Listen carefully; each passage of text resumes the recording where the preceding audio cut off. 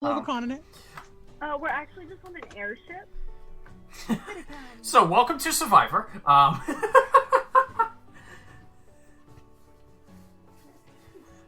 So, here we are, session 2 of Wild Percentiles, and as you can see, our Takari does not have a working web camera currently, but hopefully they should be able to get it fixed by next week, if the computer will cooperate.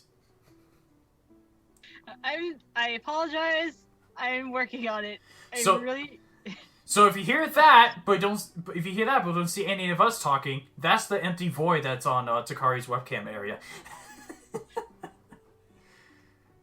It's been a day already. It's been a fun time. So we'll just have to go without webcam this time around.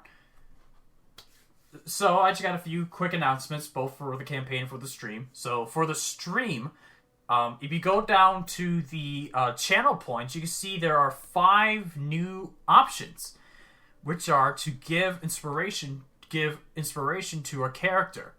So you got one that could give one to Onora, one to Bob, one to Corra, one to Takari, and one to Hugbear. What we'll do is, you can give out inspirations today, but they will not use it. They can start to use it next session. Hugbear want your inspiration. And there's no limit to how many inspiration each player can have. Hugbear want all the inspiration. Oh no. BlueKat, come back. BlueKat. Oh no. Fucking. Oh, no. Or inspire BlueKat's computer. Inspire BlueKat's computer, please. I am now Takari. Oh crap, I need to let other people know that I'm going live. Hold on. But now I gotta fix my Camera's still not working. I don't know what. Alright. Don't try anything else the rest of the night. Okay. We're sticking with what we have. I can try to help you later on a later date. Did you see my question, Kenzie? Hold on, let me... Yes, if you want to. We can? If you want to. But you have to give it to someone else. So, my question is a no. What? Because, I could honestly give myself, You could give other people inspiration, but can I give yourself inspiration? What if I wanted to give myself 3, Kenzie?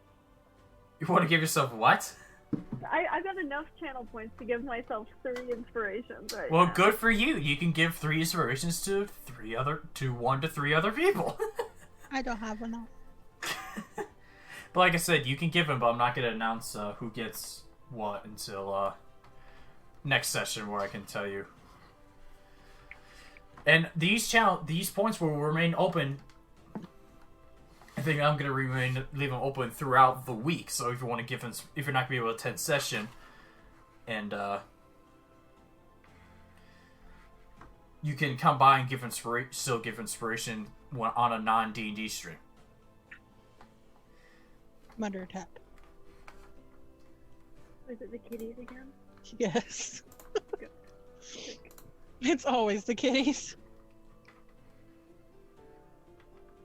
Thanks, Infinite. Yeah, buddy. And one last announcement. So I made a few changes to the campaign, and because of that, the whole continent of Zycran, the players already know this, will now be similar to the size of all of Australia, instead of just like a section of Australia. Time, I'm still trying to figure out. Time's a strange thing. And this campaign could go longer than I anticipated it. Could. Or I could kill everyone. Alright, guys, that is the campaign. But I just began to live. Too bad! Poor Bob. Life expectancy in this world is horrible. Yeah. So I think it's Zoom that's acting up. Okay, so... I might have to uninstall it and reinstall it because it's working on roll 20. Okay. Yeah, you may have to do that, but not now. Not now. It's too late. It's too late. So hopefully by next week everyone have webcams. And then if Zoom doesn't work on a laptop permanently, then I have another thing we can use, but we'll get to that later. Cool. Chrissy, thank you for subscribing. The cameras you've placed in all of our bedrooms? Exactly. Yeah. Mm-hmm. I'll be showing that one. The moment where everyone is giving a shit. I'll let you think about that. Down cameras. Drone room. Let go of the cord. Oh! I got it! Ah! We got it! I did it! There's a face. Now, don't touch anything. That's I don't know nothing. what I did, but sure. I'm excited now. It's like, okay, now his stream's up. Now you can start working. What the? I don't know what happened, but apparently I did something. And Kiki, I just saw your message. But too late. Yay! Now all of us got working webcams, and it should not break again. I'm praying that it won't break. Yeah, at some point you gotta check your computer for bugs. Maybe it's either that or just Zoom was just being all funky. Because I closed Roll20, and I think... Okay, that's why. Because I think what happened is you have your web browser set so it automatically picks up your webcam. That's why, because your webcam's being used by Roll20. So either figure out how to disable that. Turn it off. Okay, then what we need to do is open Zoom first and then open Roll20. Got it. Okay. Technology. It's great. All right. So now that I've gone through my announcements, unless any of the players have anything to say, why don't we get started into session 2? Hey. So, last week, we were introduced to the continent of Zykrand, and we went through the whole 15. I read MC's comment; it just screwed me up so much. Take 2. We went through the history of Zykrand as basically there was a war between an unruly king and mythical creatures. Eventually the king was killed, and then for some reason there was a strain between the creatures and the humans, and then the creatures went off to do their own thing and such. And then on to today, 5 random strangers, which happen to be our players, each received a mysterious letter with no name as to who it came from, but only had one word: Nofliasile, which was known to be the center of the whole continent. And so all the players made their way, except for Bob, because Bob lives there, made their way to Nofliasile.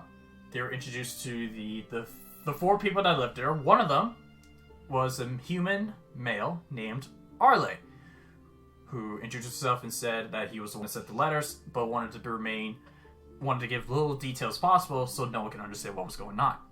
He later informed that there was a group of hobgoblins that were to attack Nofliasile and take over it. And as for the party, the group of strangers, for their assistance, they agreed upon so. Then the next morning, as they made a makeshift barricade, which really helped the fight in their favor, as they went through waves of hobgoblins, and at the end, Bob's lightning bolt went straight through the leader of the hobgoblin gang. And then they had a little cutscene with them, in which the hobgoblin said, "This is much bigger than you imagined."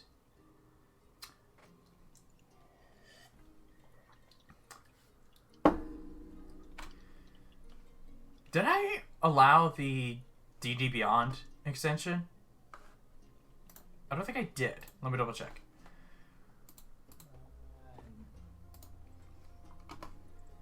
Give me a sec. Dashboard. Extensions. Sorry about this. I just need to my extensions. Here we go. Configure.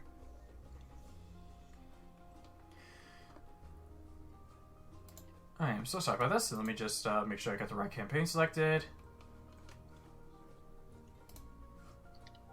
Okay, it should be on now. So everyone, refresh your browser, and the D&D Beyond stuff should appear. So we pick up in Nofliasile. You have just killed the captain of the leader of the Hobgoblin gang. All of you, some of you, not very harmed. Some of you almost fell off a roof of a house. But you have won, and defeated the Hobgoblins. What do you guys want to do? Can I investigate the bodies and just see what they have, or maybe something useful? Roll an investigation check. Don't mind the voice crack.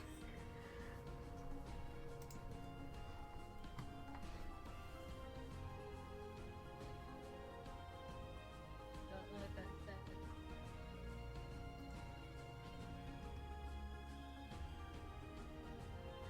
While she does that, I would like to climb off the roof and get my 2 arrows back, please. All right. You also make a. I got a 14. You make a perception check.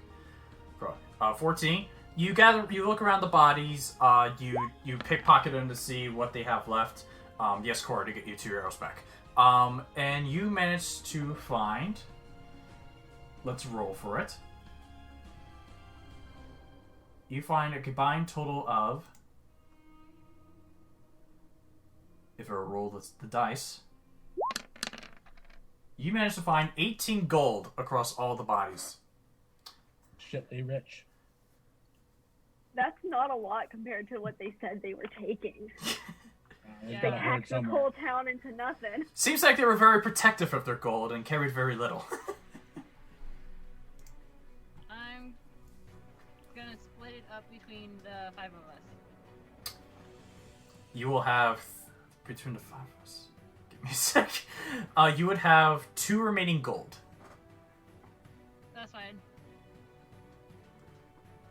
Keeps the 2 to herself. You're literally Hey, throwing I'm it at sharing- Hugbear, I'm who's sharing. just laying on the floor. Oh yeah, you need to be healed, don't you? I just started napping after the fight. Okay, so you find a nice corner in the building in which you were with the. No, you weren't in the building. You're outside. You go between between 2 houses. Find that it's cool. Take a nap. Oh, I should probably go let them out of that basement, huh? That cellar that we Oh. locked the townspeople in. Oh yeah. There's still 4 people here. Was it 4 or was it 3? That was 4. Then again, I could be mistaken, miscounted.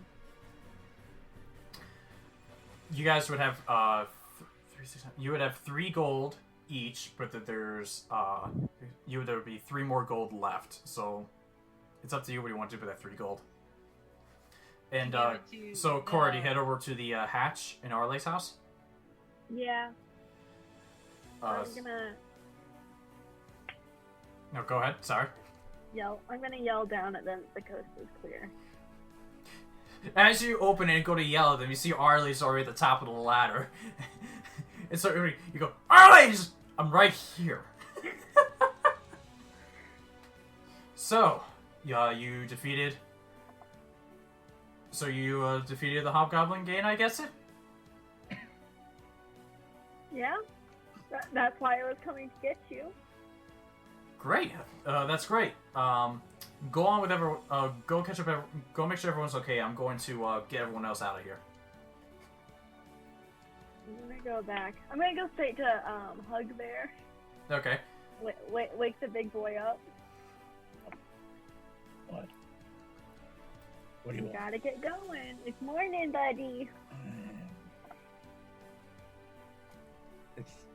It seems like it's still the same day. It is. God damn it. Nah, get up. If I look over at Hugbear, what is his, like, how hurt is he? Since leveling up, I don't know if you get that health. You do get the health that you get from leveling up, but make sure your hit points doesn't reset back to full. It shouldn't have, but I'm pretty sure you get the health. Okay. He's not very hurt then. Okay. He's Is just anybody lazy. else hurt or injured? I didn't take no damage that whole time. Okay. I was in the house. I'm a Heidi boy. It's- Hi, yes, resident team pussy. Team pussy. Oh. And so as you're Scared of everyone. checking on each other, seeing if everyone's okay or if everyone needs some healing, you see Arley comes out with the 3 drow elves that you were introduced to earlier. You see Oloro, the leader. You see Sildi, the wife, his wife, Oloro's wife, who 2 of you saved from the Hobgoblin, and then you see Luyor, the guy who took the I guess you call it the stable master. But then you see 3 more figures come out. You see a dwarf, you see a fire dynasty, and you see a half-elf. You see the half-elf looks around and says, does anyone need some healing? Did anyone die or get seriously injured? None of us got too badly hurt. Oh, well, good to hear. And congratulations on your success.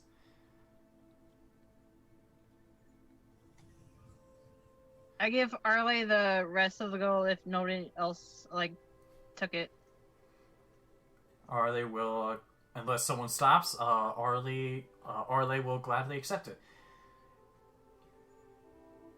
Thank you for your contribution. Once again, thank you for saving Nofliasile. Not a problem. It's what... If we didn't do this for each other, then why are we adventurers? That is an excellent point. But I need to change the subject. What I have told you since we have met were not fully true. You see, I told you that Oloro here is the leader. He's the leader of Nofliasile. He's not. I am. And these drow elves are my assistants. They're my little give me a second to think of the term. They're my hirelings, I guess you can call them. Paid actors. I'm actually the leader of Nofliasile. And there's a lot going on in this continent. In fact, you guys just saved this continent from world domination. How is that? You see, that Hobgoblin group was hired by a invisible force in which there were, as you probably have seen, whether it's in your region or you heard from any of the other regions, everything has started to go down for the regions. Whether it's kidnappings or transition of power, something has been going weird. And it's this invisible force that's causing it. Their last thing needed to capture was Nofliasile, and they hired the Hobgoblin gang to try to take over it. If you didn't stop them, they would have won. Yay, we're heroes. Well, then it's a good thing that we showed up when we did. Yes. What else are you not telling us? Because I feel like there's something more. Can I roll for insight? Go ahead, roll insight. Same. I'm going to do that too. Go ahead.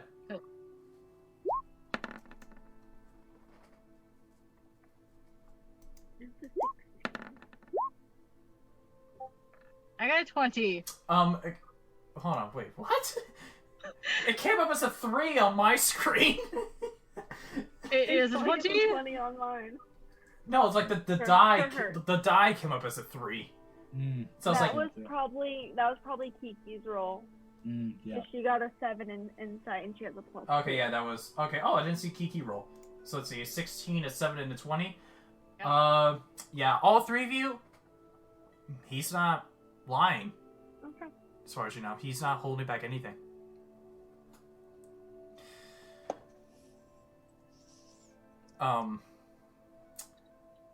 And I have assembled, he continuously saying, I have assembled a little team here. As you see, you've already met the hirelings, but you haven't met, these 3 yet. Well, I can introduce you to them later, but for now, I need to explain one mystery that's probably gone on your head. Where the hell did they come from? Well, if you follow me back to the cellar, I'll show you where they came from. Would you please follow me as he starts walking towards his house? I'm going to follow, but I'm going to pull my dagger out and have an attack ready. All right. Okay. When you start pulling the dagger out, you see the the fire genasi say, "Don't worry, he means no harm. In fact, he needs you, all 5 of you." Bad habits are hard to break, and I want to just keep that attack ready. That is understandable, but please just follow us as you see the drows stay up. You see they're taking the bodies and dragging them somewhere, and then you see the drows are basically just trying to clean up the scene as the other you see the Arley, the dwarf, the fire genasi, and the half elf head back into the house. Pop will just follow because she follows Arley because she trusts him. All right. Do I have to follow, or can I just go back to bed? You have to follow, Hugbear. Where Okay. I go, you Okay. go. Do I notice the dagger? What is your passive? I mean, you know Corra for a long time. It's up to Corra. I also wasn't actively hiding it from everyone else out here. Okay, so yeah, It's you more so, yeah. so you It's saw her more pull so out the dagger. All right, I Yeah, crack my it's neck more and so I like- follow. For like any hidey things. You're just like, here's a knife. Hey, what are you doing? I got a knife! No. So all of you head in. No Yeah. stabbing. All right. So all of you head inside the house. You see Arley. You see the 4 of them start. You see Arley. It's motion you guys down to the cellar. Says, "Come on, I got something to show you," and disappears down. And you hear from the outside, "And don't worry, Hugbear, it's big enough for you." Is it big enough for me? Do you want to find out? If I start walking and the stairs start getting a little tight, I don't know. Well, it's more like a ladder climb down. Okay. So the ladder's gonna break, is what you're saying. Onora, who would be cautious, would be the last one to go down as she just kind of watches everything unfold. All right. Y'all got Featherfall? Just asking for a friend. And so one by No one, stand below him. probably Hugbear so he doesn't fall and crush on all of you. Hugbear, you go down first. As you get down, as you get onto ground, you look around. You're right. He's right. It is quite spacious. And What can we see? what was that? What can we see? You see, it just looks like any old cellar. You know, like it's mostly made for. It's mostly like storage for like food. probably the food looks kind of like outdated. That's like it looks bad and probably shouldn't be eaten. But you also see it looks to be like a door in the wall that's been opened. And you see the dwarf standing there saying, "Now come on, we don't have all day," and walks in.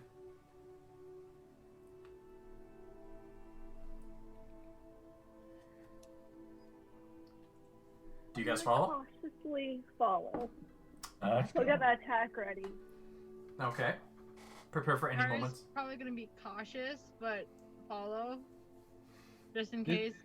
This tiny ass tunnel, I can't swing my glaive. You might not be able to swing your glaive, but I can do a quick stabby, you Yeah. know? Bob's Use me just as cover. following, kind of swinging her arms back and forth like a little kid would. And so, as you guys explore through this secret passage, you get in and it leads to a much bigger room. Oh, this is better. And it's like it looks like it's another it's like another building of its own that like you can see just where you can see like it's a blacksmith. There's like a blacksmith station. You see there's like a table with a bunch of books. You see at one point there you see like this bunch of like small beds that's maybe used for medical reasons. You also see like there's a little bedroom section. So you can tell just by looking at it, this is a sort of militaristic hideout. Feels just like home. Yeah, if you were a dwarf. And you hear the dwarf says, "I heard that!" Hugbear, it was an underground joke. Oh.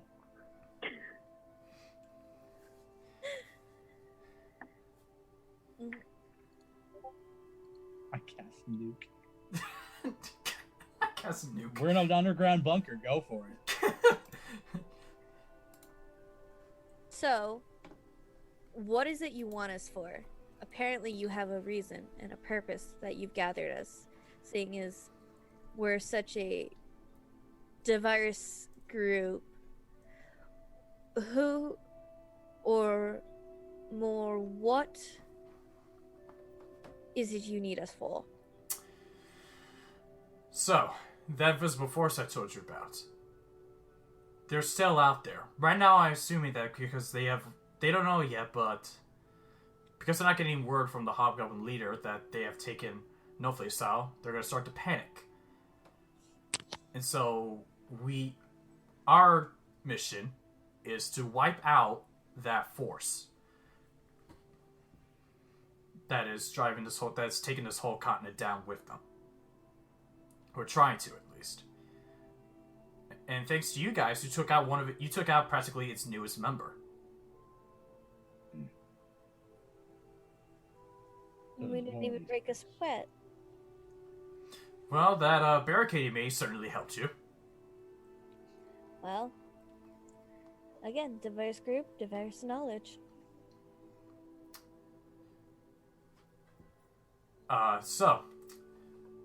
So just give you a little introduction. We are the Silence. As I said, our mission is to wipe out this evil force that's trying to take over the continent. And we would like your assistance on taking out the rest of them. Why us? Well, now that you have freed Nofliasile, I'm hoping to get this town back up to its feet, where what it once was before this Hobgoblin group slowly surrounded us and deprived us of trade and eventually food and resource. I want to get Nofliasile back on his feet. I can't do that while I'm traveling. And so I need a group of adventurers to travel to each district one by one, find and kill whoever is causing trouble in each district. Well, that piss off the law. I just go around murdering everybody. I would suggest not killing them in front of the guards. I don't know if you cared about the law. Well, I'm just saying, like, hey, I think that's a bad guy. I was told I could murder him by the silence. Yeah, don't go spread our name around either. Yeah. You also talk quite a bit for someone called Silent. Well, it's because you guys, or everyone that's in this room right now, and the 3 Jar Elves are cleaning up the situation, are the only ones that know of this group. So it's a secret. Exactly, Pop. It's a secret. So, you have heard our case. You have heard the situation. Do you accept? Do you have a handshake? Would you like a handshake? I'm just wondering if you're like this secret thing, if you have a cool secret handshake. No, we don't. Do you have like a cool like symbol or something that we can wear around, like a pin? Well, it's like I said, it's only the few of us here, so there's no really need to distinguish ourselves. Like a band brace. You sacrifice a finger, and it stabs people. I mean, all friends should have secret handshakes. H and I have a secret handshake. Yeah, ready? Let's do it. 1, 2, 3. We just started playing rock, paper, scissors again. Roll a performance check, each of you. This is unpracticed secret handshake. Roll a performance check. Secret to everyone, including the two of you. There's those rolls that I'm used to. Oof. Alright. As you guys perform the handshake and you're looking back at everyone else, Arley doesn't look impressed, but you could have sworn that you saw the Fire Genasi giggle a little bit. Yeah. The size difference kind of makes it a little difficult. Who are they and what are they here for? Oh, you're talking about... Well, the dwarf, that is Bayrig. He is our smithy. He takes care of our weapons, armor, make sure that we can... he fixes the tools that we need. The Fire Genasi is Cinder. She's our info hub. She knows, she has, you can see the expanse of the library that she has. She looks through the books of history and of current stuff and can look up information for us. You tell her what you're looking for, she can find it. Depends on how vague or specific the information is. And lastly, the half-elf is Neradove. She is our healer.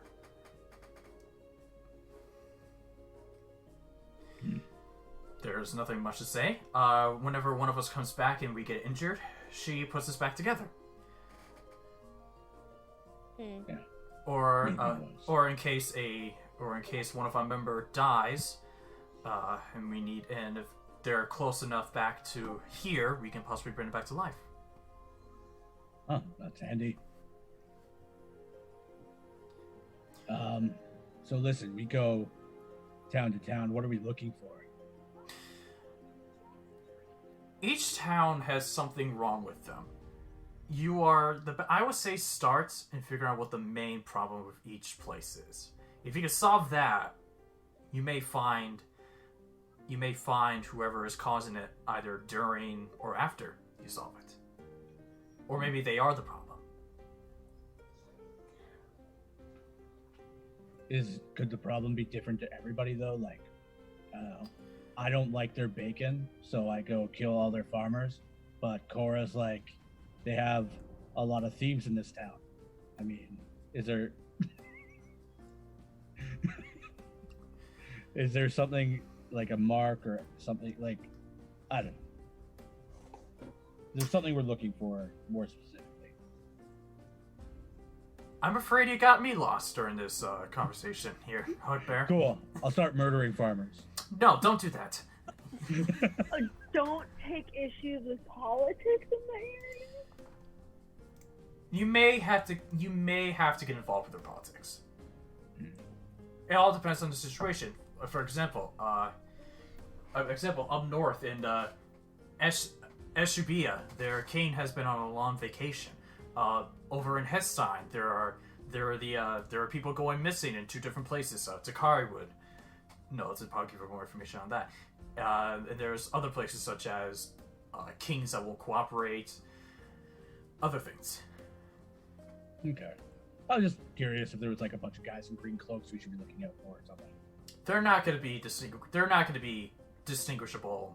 They have a secret handshake. I don't know actually, because I'm not in that group. This is the most important thing we need to find out. They might. If they have a secret handshake, we can infiltrate. I'm slowly starting to see why. Second thought about hiring you guys for a minute, but anyway. What have I done to want that? What do you mean? Second thoughts? No, not you. I'm talking about these two. As he points to Hugbear and Corra. I think they're neat. Their chemistry and how they do things is a little off, a little chaotic, but You've obviously never had a best friend. Yeah, people call me a wild card. Even I have a best friend. Although he's my brother, but... Anyway, changing the subject. Will you help us in wiping this force? Depends. Will you help us? In what way are you... Perhaps say we help you, or at least I help you, and trade for information. How about this? If you all decide to help, I will let you decide how to rebuild this town. And we can split the profit between the 6 of us. What do you think, H? I think I already started rebuilding this town with sticks. I think we have a druid who just rebuilt all the natural wildlife in the area in 2 seconds. I'm pretty sure that spell will eventually go away and the grass will go back to normal. Yeah. But as for that barricade, we're gonna need to take that down if we're gonna have the trade routes open. Yeah. If we were to build a museum, we will keep those sticks as a memento, as an important artifact of history that won the entire battle. Yeah. I'm just saying, I think we could build a pretty cool town. That's all. Whatever you want, Corra. It would be nice to give the little one a better place to live. And I'm sure I can talk to my father to see if he can't set up trade. You might as well. That would be most helpful. Running a town isn't easy. There are expenses, and before we were cut off, we would have people up north and west actually pay our expense. There were hard negotiations, but I'm sure we can reestablish those negotiations.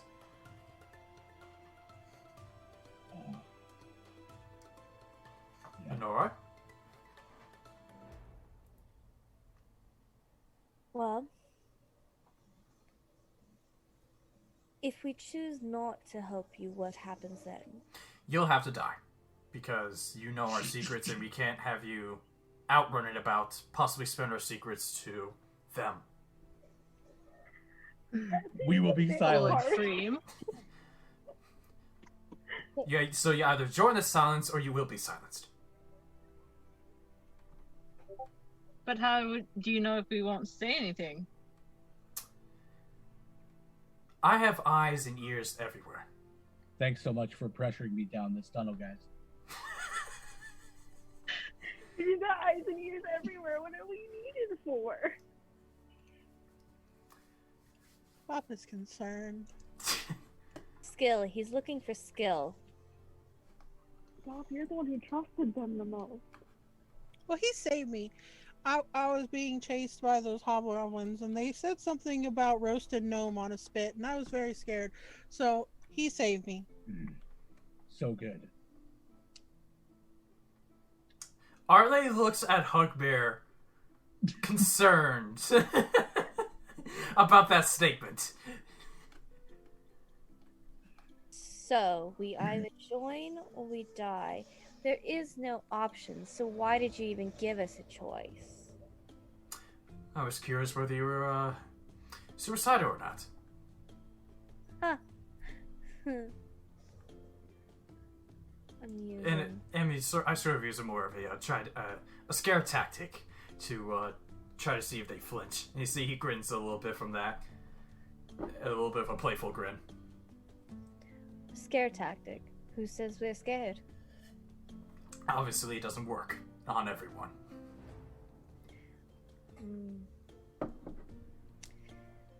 Well, at least you'll be right about one thing.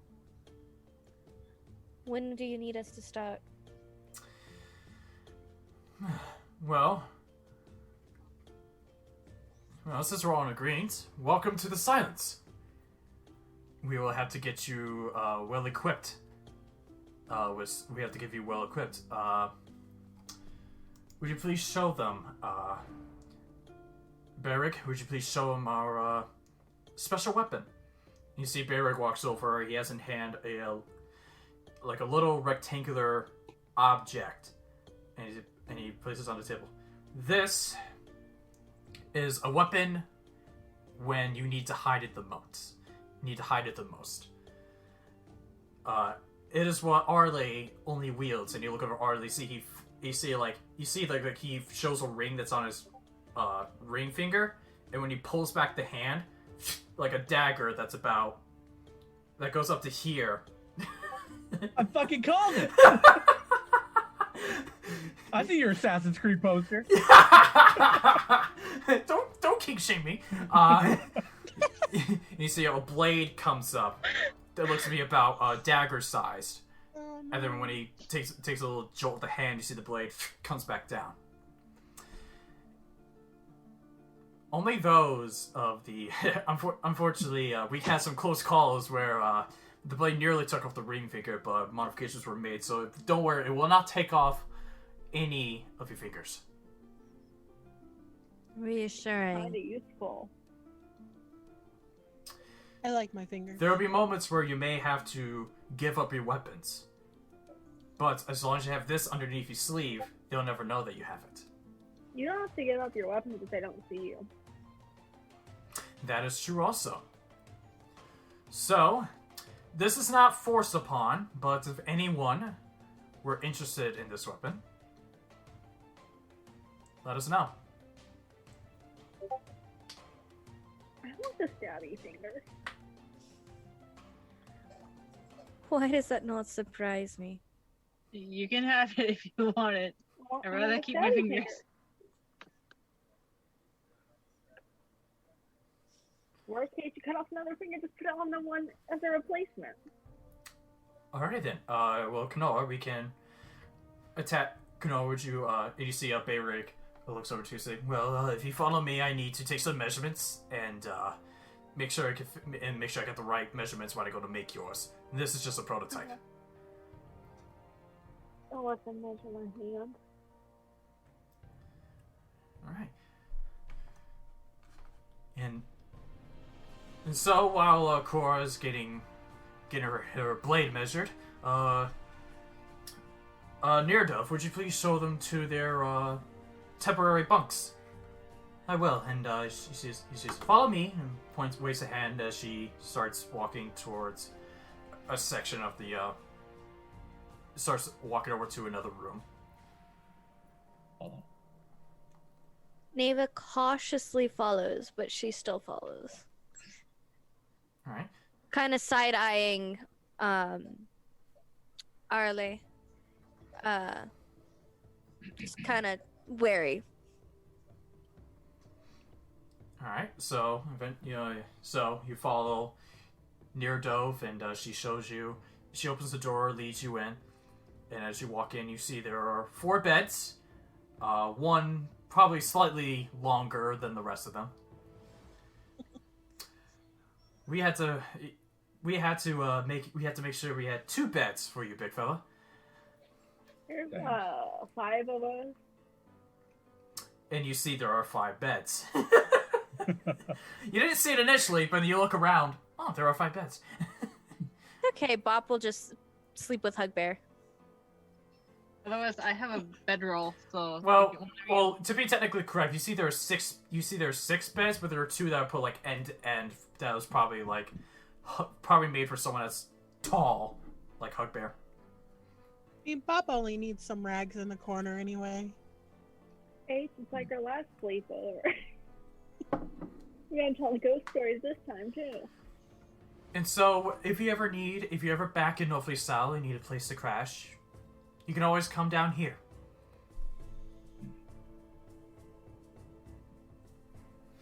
Great. Fantastic. And before we get going, I need to make sure that all of you are fine. And she pulls out a book, looks into it, reads from the book. Everyone that lost health, please go back to full health. Okay. As for those who were injured, you see your scratches or cuts disappear. And afterwards, she looks at you and goes, oh, looks like the blood's still there. And then individually casts prestidigitation to clean off whatever blood excess is left. Thanks, I was going to clean that eventually. Thank you very kindly, Nerulf. You're welcome. I believe Arley would like to see you back up to the surface. Right away, then. Onora just automatically decides to go back up to the surface.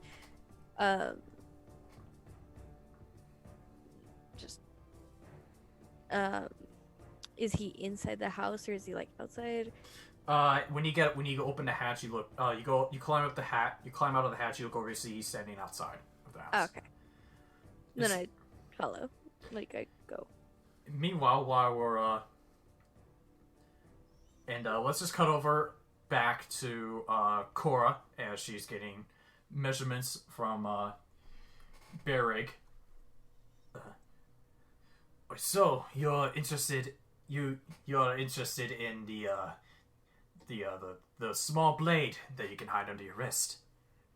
An extra weapon's always a good thing to have. That's certainly true. If you don't mind, if you could stick out your arm, I'll need to take some measurements. I should be able to get this done within a day. Alright, and so he takes out a tape measure, measures like the wrist, part of your arm, the length of it, measures your hand and your fingers. And he says, thank you. I think it looks like everyone is leaving the bedrooms and heading up back to Nofliasile. I think you should go back and join them. Follow them. And I want to make sure I go up that ladder before Hugbear does. I don't trust it won't break. Make a dexterity check. How about this? Athletics or acrobatics, your choice.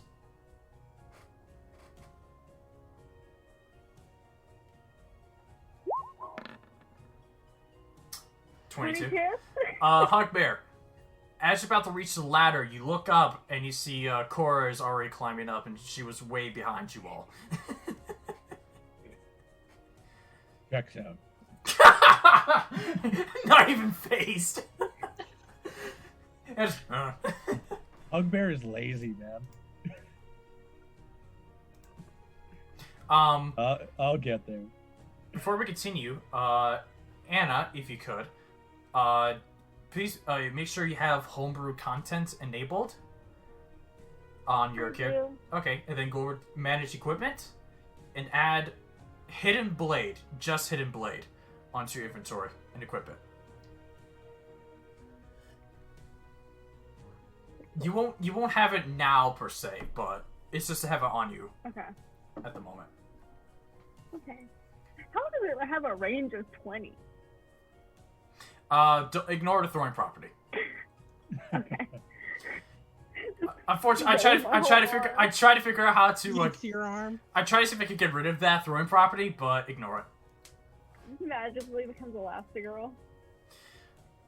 And so you guys walk back out, and you see Arley is standing, waiting outside. And so, as I have mentioned, I am looking to get this town back to where it was. And as you can see, the buildings are left. As you see, the only two remaining buildings that work at the moment are my home, and you also see the stables that Luyor maintains. As you look over, you see the four horses you guys came on, just lined up, eating hay, drinking water. Excuse me? It's your... Bob didn't come on when I forgot. That is correct. Don't here. Don't interrupt your DM, motherfucker. No kidding. Listen, you already miscounted one. Anyway, so as for the rest of the homes, their current state ranges from just needs patching, much like the two houses that you guys mostly fought in, as he points to this house and this house. To some of them there's no structure, as he points to basically that's just pavement, and then that's also just basically pavement. And we did have plans for what the buildings were, but unfortunately in one of the smaller raids the Hobgoblins gave, they had a bonfire, and they burned that along with everything else. Along with that building. Which he points to this building right here. But for now, we need to focus on getting the simple stuff back up. So, I know the two buildings that need patching. I do know what they were originally. This one is a tavern, and this one is an inn. Every town needs one. Exactly. How is one of the best ways to get information, and one of the best ways to make some real good profit. And it's going to take some supplies that we could possibly get from either up north or Hestein. That we can order, but it won't take much since it's just basically filling out the patches. And I just so happen to know where we could get the gold to do this. Okay. Let me guess, the goblin camp? Yes, the Hobgoblin camp. Yeah. And also, if we're going to get visitors while you're gone, we're gonna need to upgrade make the stables a little bigger. So that's gonna take some gold. But I am sure that you will find you'll find all the gold. I'm sure you'll find all the gold that we need, plus a little extra in their little encampment that they have up north. Maybe think about putting a wall around the town and a gate, so we can't get attacked again. I will need to invest in some defense. Yes. I mean, you could even just put up sticks like we did. If you think about it, that's all a wall really is. And you don't have to pay any money for it. That's true. So one of the things I want to look into rebuilding is a place where we can raise and grow soldiers, and also a jailhouse. But we could get to that later. For now, we need to start building the simple stuff, such as the tavern and the inn, and then once we get some revenue going, we can look into setting up a trading post where some traders can come in. I'm sorry. What's our cut? Sorry? What's our cut in all this?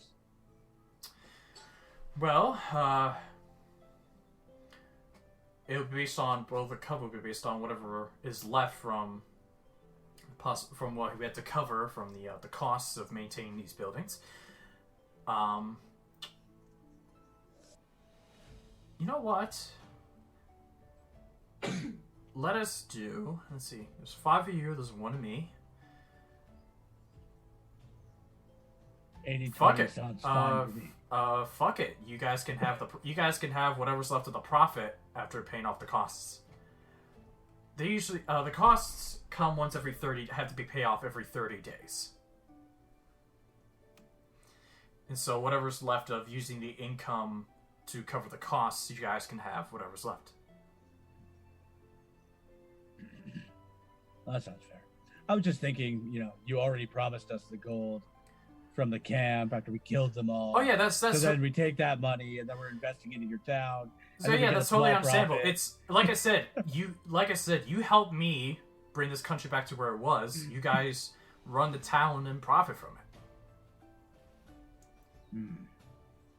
You're gonna build a wall and make us pay for it. If you look at it that way, weirdly, yes. You're gonna make us build a town and make us pay for it. This is weird, specific stuff that you guys are covering. What are you talking about? We're not even being paid for our labor. I'm just being a shit. Let's go do some things. So I would suggest heading back to head up north to the fortress, which up there it takes a couple of hours to get there. Search whatever gold, search wherever they're storing their gold, and bring it back. Sounds fair enough. And seeing as the current region is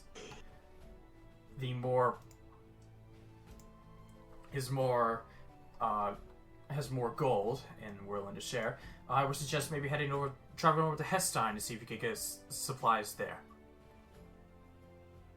Murder, supplies, back to town. Sort of. We'll see what happens. We'll see what happens as the journey goes on. So, for now, as your first task and part of our little group, head up north and find the gold that they have taken. And right now, for you guys, just so you know, time-wise, it's about mid-afternoon, so it's like 3 o'clock. Okay. We had sent an animal towards their camp prior, right? Yep. Theodore. Yeah, and I'll just give it to you. You remember Takari mentioning that there were at least 10 men.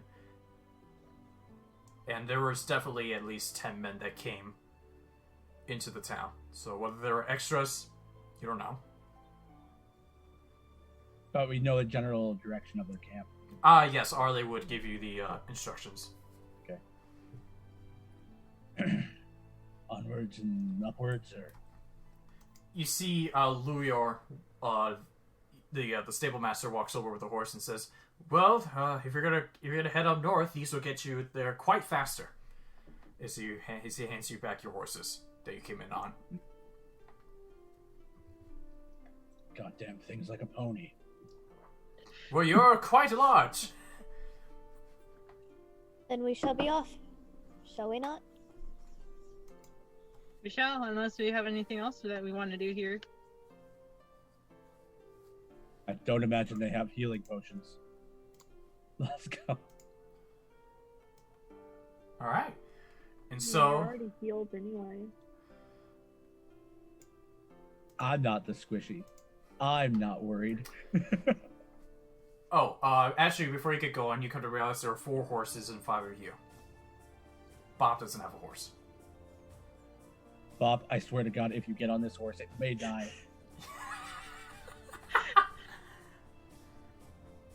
Moth, you can get on this horse. I've never ridden a horse before. Oh, the first time to learn. Alright. So, Bob, you get on the back of Corra's horse. You send the back, wrap around her waist to make sure she chose you. You wrap around her waist to make sure you don't fall off, and you guys start making your way up north to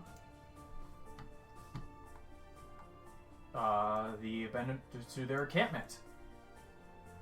Which good thing you have horses, because it actually takes about 2 hours on horse ride to get over to where you are. Crane! Holy shit. Crane coming in with the raid of 28 people. Oh, shout out to Crane. Well, I guess now I won't kill the whole party. Now you can't quit. Now you can't end my campaign so early. You have to keep it alive for the whole audience. Just when I got them into the forest. You were so close. Your This plan. is why I have a backup character just for those sort of stuff. Just in case I die. Hugbear, as you kill off your 4 teammates, you look over. There's 4 more standing there. Holy shit. Look, Bear, if you kill me off, that means you're a father now. Okay. And so, thank you, Crane, for the raid. Thank you for entrusting your audience to my D&D campaign. You will not regret it. And thank you to all those who are currently following my channel. Just to catch you up, these guys stopped a Hobgoblin game from taking over a town. They were explained the truth, and now they're told to go back up to the Hobgoblin encampment to find whatever gold that was taken from them. And so you guys ride up, as I said, it takes you about 2 hours of travel to get up to the encampment. Can someone roll percentile dice for me? I believe in you. What do we get? 87? That's a big number. Number Why can I close to roll big 88, when I'm you're the not greats. rolling for me? Let me just take a look at the charts here.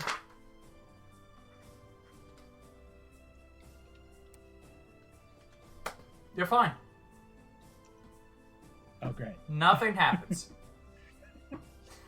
All right. And so, during your 2-hour ride up to the encampment, you encounter nothing. And eventually, you make your way to looks to be just rubbles of whatever's left of this abandoned fortress. Anyone care to make a history check? Well, You know what? I will go ahead and make a history check as well. I'm proficient in it, so Just What as you happens say when I that, you're do gonna roll this? one. Wow. 23. Well, there's the one. Okay, so Onora, unfortunately, because of where you live, you have no idea about Nofliasile. In fact, the only place you knew about was home. In fact, are you even on Zycran? You don't even know. Make a wisdom saving throw. Wisdom saving throw, huh? Yay! Yay! You're fine. You don't take psychic damage. Ew. A migraine. Yes, it is this kind of campaign. Thanks. As for Nat 1. wow, 2-8. Okay. As for Takari and Corra, you remember reading in the books that this fortress was the fortress that the Tyrant King hundreds of years ago once lived in during his rule. So you can see it's in rubbles. It's pretty big, but you can see it's mostly in rubbles, probably from the big fight that happened there. We can see this thing now? The fortress? Yeah. Yeah, you. I don't have a picture up for you, but That's right. I get off this goddamn horse and let Okay. it live another day. You see, as you get off, you look over and you see there's a weird bump on the horse's back, and it If I just don't get a war horse, I'm just You see murdering horses. the horse does a little stretch, and it just flattens itself back up.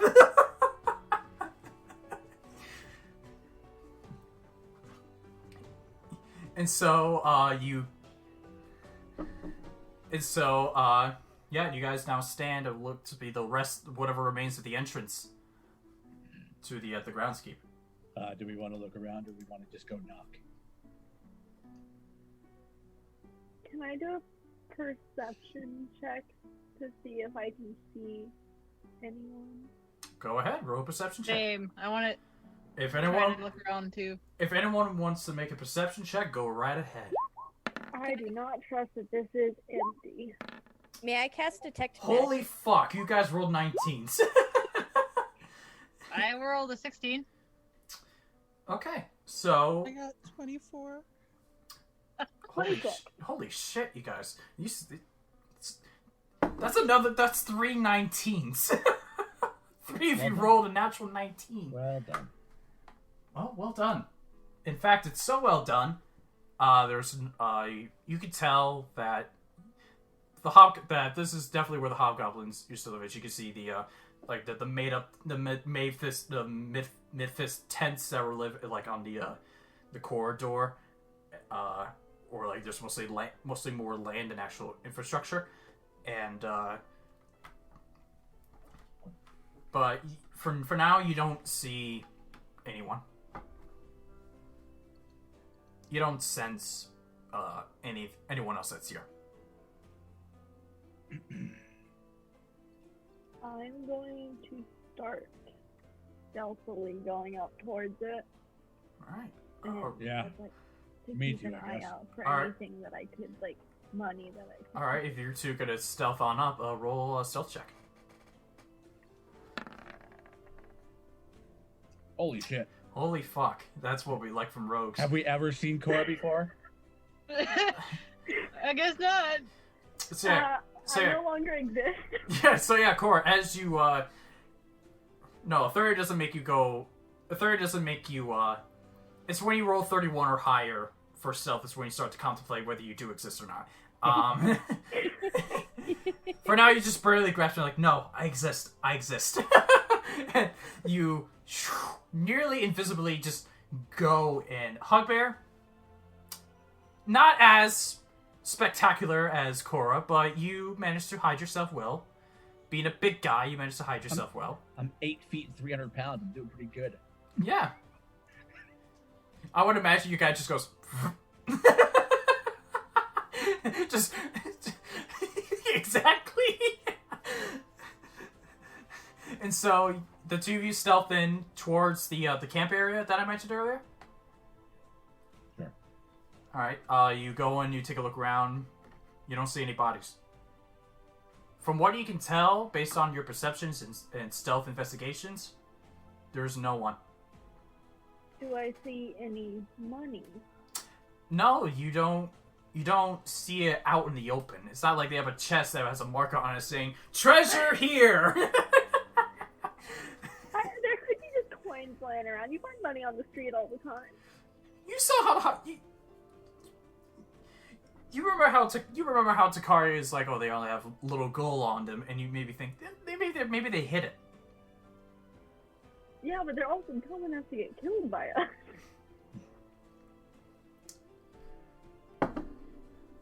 Do you tell the rest of the party that no one else is here?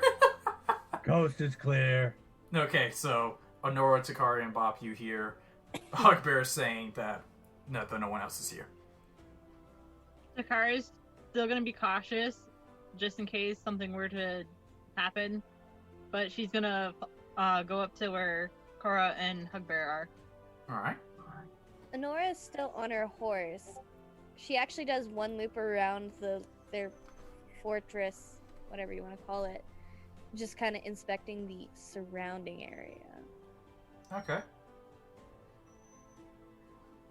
Bob is gonna just wander around looking. Are there any like bigger tents, like maybe where the big dude that Bob shocked with the electricity might have been sleeping or staying? Well, let me take a look. Let's see. With your, you know what? I'll give you this. With your, I'll continue your 24 perception. As you were looking around, Corra, you would have also seen it. That, and so I'm gonna, anyone that rolled a perception of 20 or higher, you guys would have seen that amongst of all the tents, there is one tent that looks slightly bigger than the rest of them. Okay, well, Bob's gonna go over there and look and see if she can find anything in there. Roll an investigation check. Okay.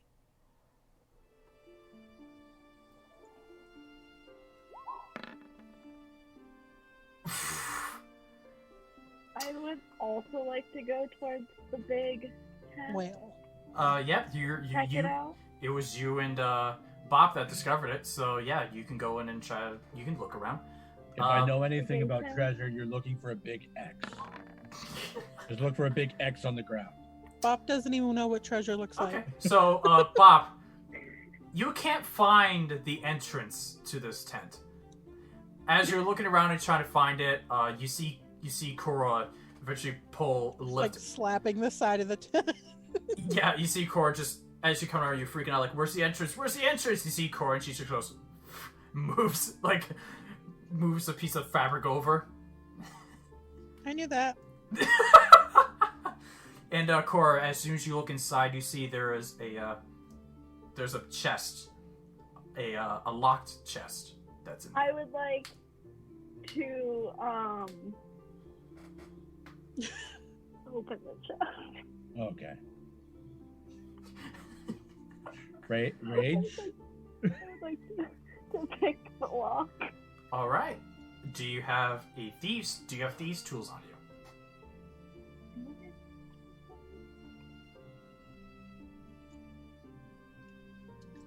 I do have these tools on me. All right. I'm pretty sure you're proficient in them, correct? Yes. Then what you do is you're essentially going to make a dexterity check, and you'll add your proficiency to the roll. So being level 6 now, you'll make a dexterity check and then add 3. Okay. Do you mind if I just roll one of the skills that I have that already has that proficiency? Yeah, go ahead. What, did you make a skill for your thieves tool? I can. I can after this. Okay, so yeah, it's basically, yeah. Using thieves tool is essentially a dexterity check with proficiency. Yeah. I'm gonna just roll acrobatics because that's dex with proficiency because my sleight of hand has Okay, expertise. just proficiency, no expertise, correct? Yeah, that's why I'm rolling the acrobatics. Alright. 17. Instead You play with the lock a little bit, and then you hear a kink as you see the lock just move down a little bit. And then I would like to open the chest and see what's inside. You open the chest, you see there are 2 hefty sacks. You see 2 hefty sacks, and you can judge by the what do you call it? The outline that whatever's inside the bag is pushing out of. There's gold inside of them. I'm gonna take them. All right, so you take the 2 hefty bags Uh-huh. of gold.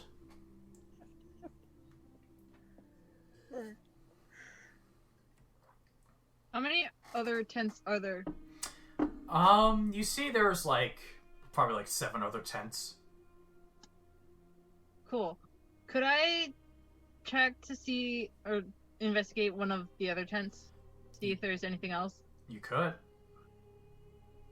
Do you want me to roll for it? Yeah, roll investigation. Okay.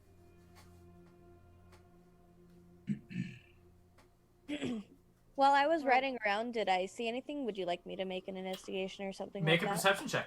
Perception? Community, I would like to go to Hugbear and make I him don't finish carry the big sacks. 'Cause I have Yeah, Takari, you don't find anything. You don't find anything of interest in the tent. And as for Onora, you don't see anything. You don't. Then I guess I'll just meet up back with everyone else. All right. And Corra, you were saying something? Sorry. I would like to make Hugbear carry the heavy thing because he's big. Hug- I'm gonna just give him one of the sacks. Hugbear, your I'll take roguish the friend wants you to carry one of the sacks. Yeah. Sure. And you lift up. I'm not sure how my horse is gonna feel about this, but sure. Otherwise, I can take it. You look back and you see the horse is slowly walking backwards after seeing you with the sack.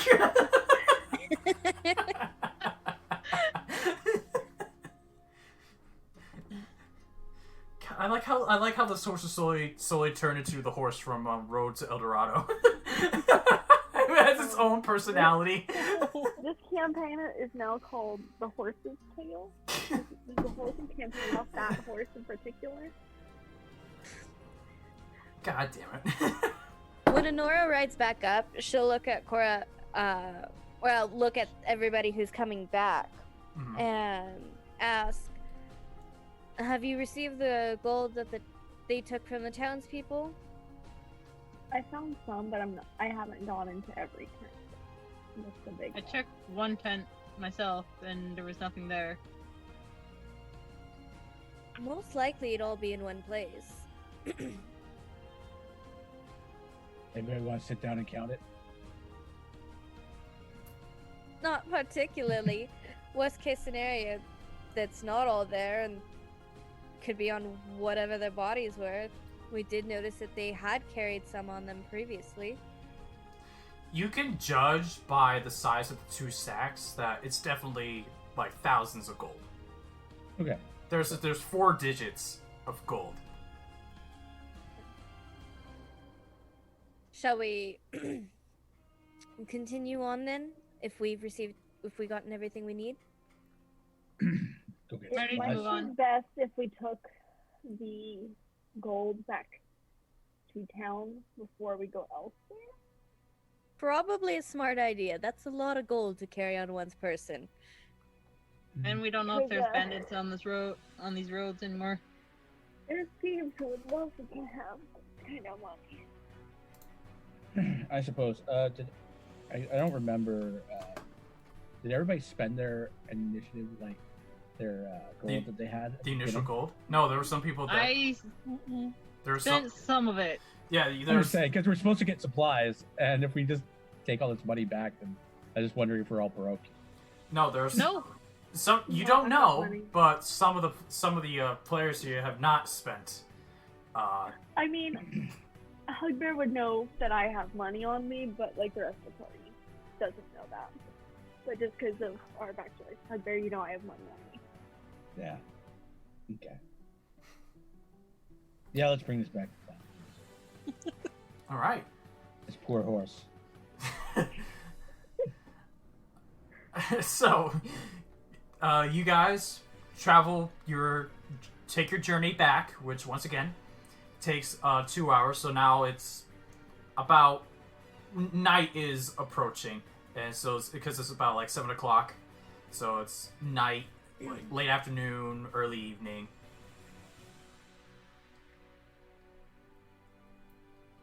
As you approach, you see that like basically all the bodies that of the hobgoblins are gone, and you also see that the drow elves have placed candles along the outside, like along the outsides of on the houses that were like still standing, and lit them so you can see the path that's there. You guys want to screw with them, or? How about we not? I do suggest that we leave in the morning. All right. Hugbear will not scream "raid" as he runs into the town. Just testing their defenses, but whatever. So tomorrow we're heading to Hestian, right? Aren't we the defenses? Not when we're not here. I suggest that would be the best option. Give us a good night rest, get the rest of the supplies we need, and then head to Hestian. I do have to warn you about my family. I come from Hestian. Heston. Hestein. Hestein. Whatever. Say it right, damn it! No. You're from there. You're from there, you can't even say it! Hey, English is hard today, so leave me alone. We joke. I know. Warning, why? Your family doesn't like you? What's the deal? My family is, interesting. None of the least. Are you going to explain, or are you going to leave us in the dark? Because Well, apparently my father is the king that lives there. so Well, that we should have make trade easy. royalty among us. I don't consider myself as royalty, though. I'm pretty sure that's a blood thing. I don't think you get to say I know. But I do have older siblings. See, so why are you concerned that we go there? I'm not concerned, I'm just warning you about my family. Well, as I stated previously, I do believe it would be wise for us to leave in the morning. Yeah, Not only for Corra to get her new weaponry finished, hopefully by that point, but we will also be able to rest and relax one last time before starting this goose chase of an adventure that we've been thrown into. Yeah. Takari, in my tribe, to be the king, or to be the head, you had to fight for it. Is this something you plan on doing? no. My brothers might take it before I get a chance to, so I don't really Okay. care if they get it. But I'd rather help. But would you like to be queen? No, not at all. Okay, then I won't help you be queen. Hugbear planning a coup. My brothers will take care of it, the kingdom. I will just help out as much as I can for our people. It's just I don't want it. Alright. Anybody As you else can here, see, I'm not royalty? much of a palace kind of girl. You just want to destroy stuff, don't you? I'd rather be out in the forest, if that makes sense. I don't think I'm royalty. I think I'm just Bob. I'm just Hugbear. Nice to meet you. Your hand is the same size as your hand gets My entirely hand as in your- his hand. as Bob's hand just slowly gets taken over by a huge bugbear hand. No more hand. Essentially, your hand goes from this to this in the handshake. As your hand gets squished in there. And so, you guys make your way back. You drop your horses off at the stables. You make your way back to Arley's house. Head back down to their secret hideout, and I want to get my weapon before I get them the gold. all right. You swing by the dwarf, your dwarven smith, Barrig, which I swear I'll have these names memorized by next session. You head over and he says, "Oi, so you got the gold? I take it." I do. Do you have my weapon? No, not yet. I'll have to work on this overnight. I should have it by tomorrow morning. And you'll get the gold tomorrow morning. I'm sorry, what? Then you'll get the gold tomorrow morning. I do not handle the gold. Arley and Cinder take care of the gold. I only handle the You'll get weapons. the gold in the morning. Make a persuasion check.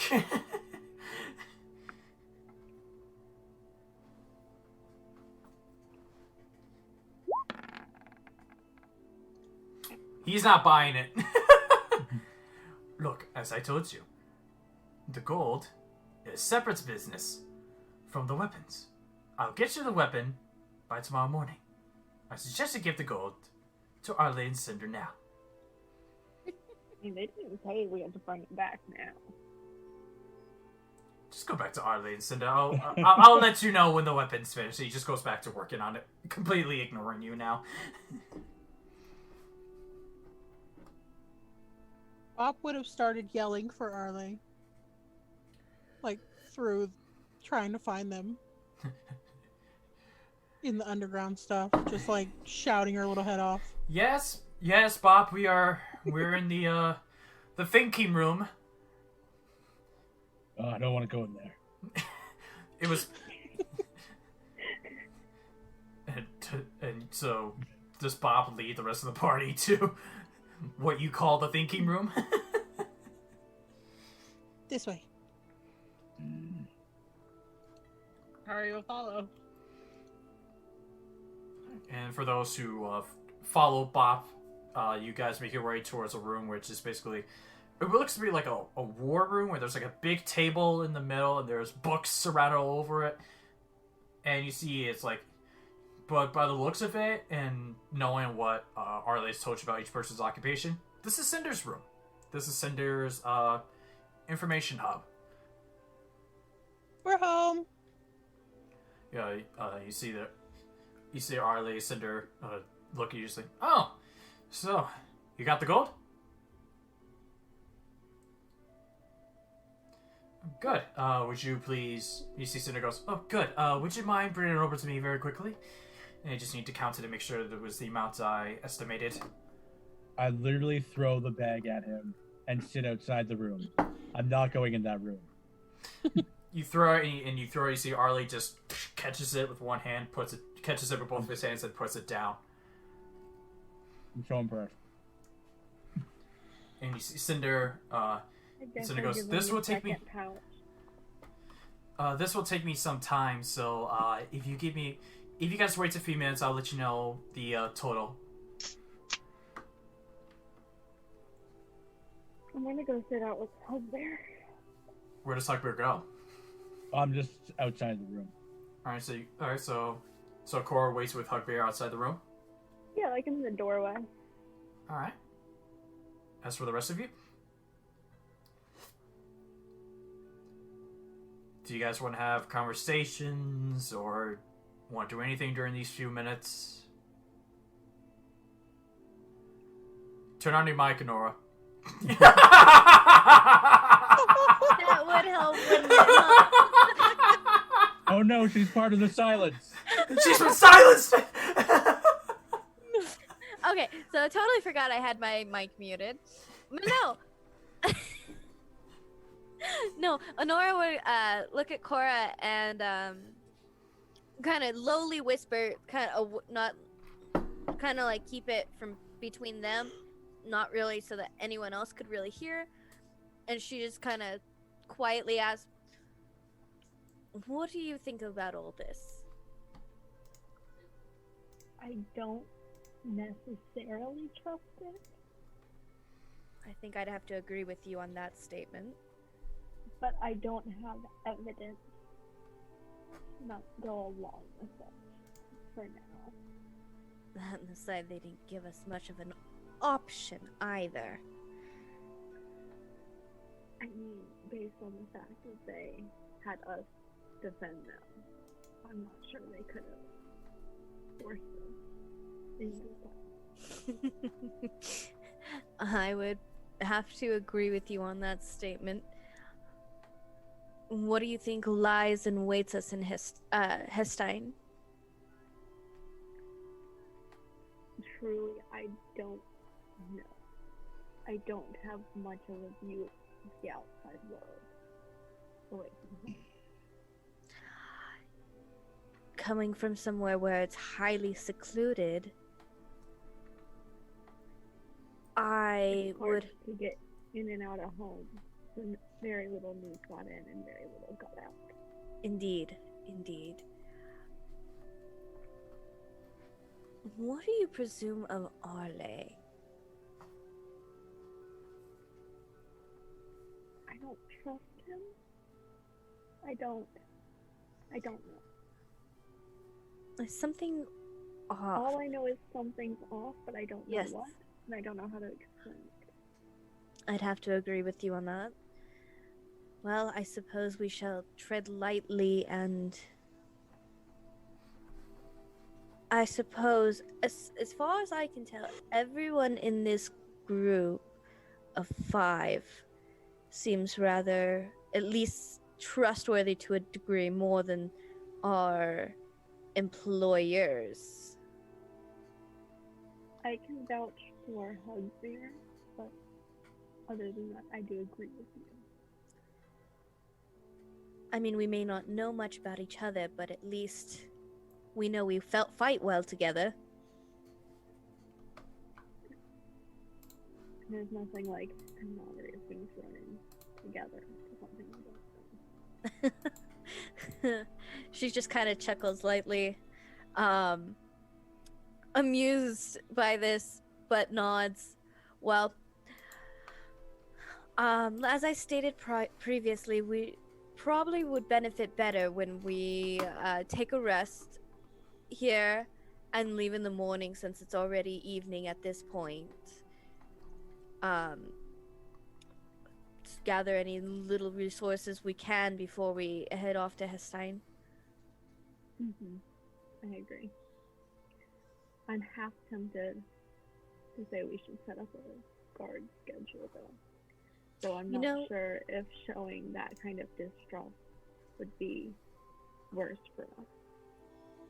We've already given him our money. No, we gave him back the money that they had previously.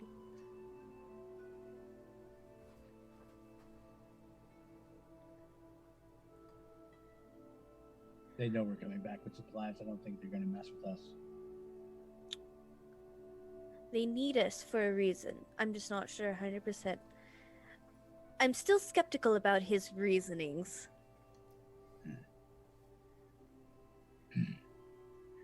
But I do agree with you. If anything, if we could be a little less inconspicuous, we could probably do something very, like, one, every couple hours, someone sleeps. It's like 3 or 4 of you sleep, one stays awake. I mean, an excuse I could use is I could study, for crying out loud. There's things to get away with without it being off-putting. All I could think of was cleaning my blade, but they already did that.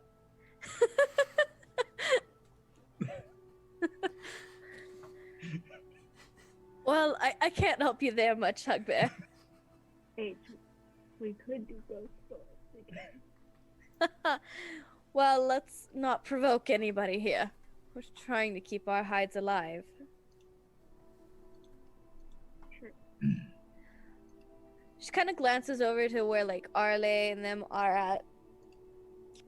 And then speaks up. Arley, do you have any further use for us this evening? If not, then we'll go ahead and proceed to retire and prepare to set out in the morning. Assuming that's all right with you. Yes, that is best. That is probably best for you right now. I don't have anything else for you.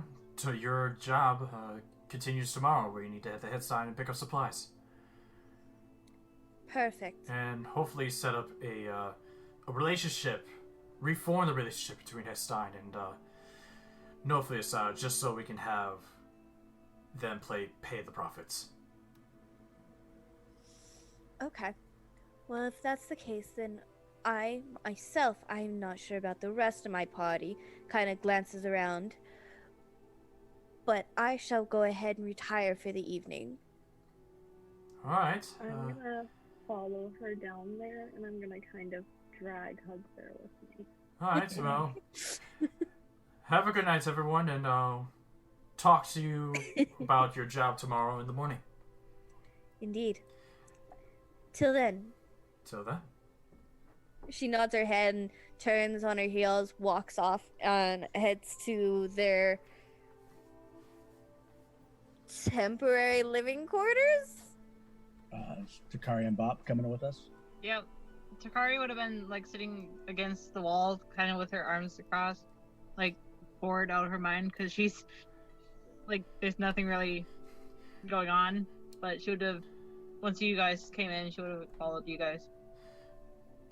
Pop would have been talking Arley's arm, like ear off, about them going to the little camp, and what they found there, and how she couldn't get open the stupid tent, and and just generally just talking a lot, like a small child would to the person that they look up to. Well, you see Arley will point and goes, well, the next time you're looking for the entrance of a camp, look for a side that has a stick that has like a wooden pole in the middle of it, because that's where the opening tends to be. If it's completely the same texture, that's the back of it, or the side of it, not the entrance. Okay. I'm gonna go to bed too then. Alright, well, have a good night, sleep tight. Alright. She'd follow. And so, all of you make your way to your temporary living quarters. Get yourselves ready for the night. As Corra and Onora, I just noticed that. As Corra and Onora we're walking. Obviously, Hugbear is following behind. Onora kind of turns to her in a hushed tone, whispering as they're walking towards the quarters. And she begins to speak. Okay, so we have agreed that we're going to assume a scout who will be on the first shift. If I need to, I can. I don't need to rest long, so if you want to take shifts, we could. Yeah, it's not a problem. Hey, I'm not taking on who takes that shift. Well, I could go first if you want to go second. Takari can be third, and then Hugbear. That should be enough for us to get through the evening.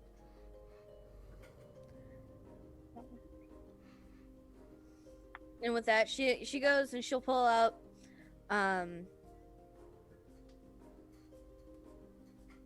her. She'll go ahead and study. Pull out her. I think she has a quill on her.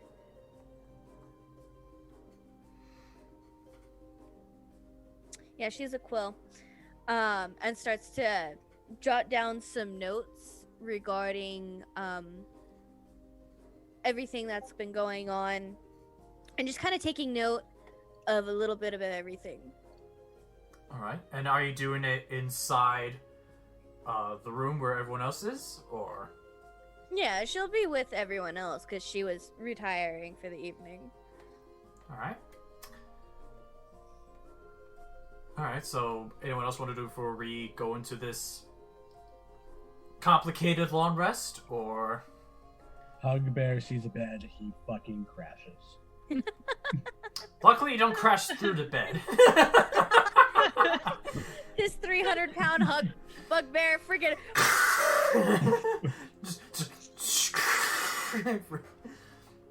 So, throughout the night, everyone can mark themselves for a little long rest. So, throughout the night, Onora, you were first of the shift. As the night goes on, the only thing the main sound you mostly hear is the clanging of Berig working on the anvil, possibly just working on Corra's secret weapon. But other than that, you don't really hear much.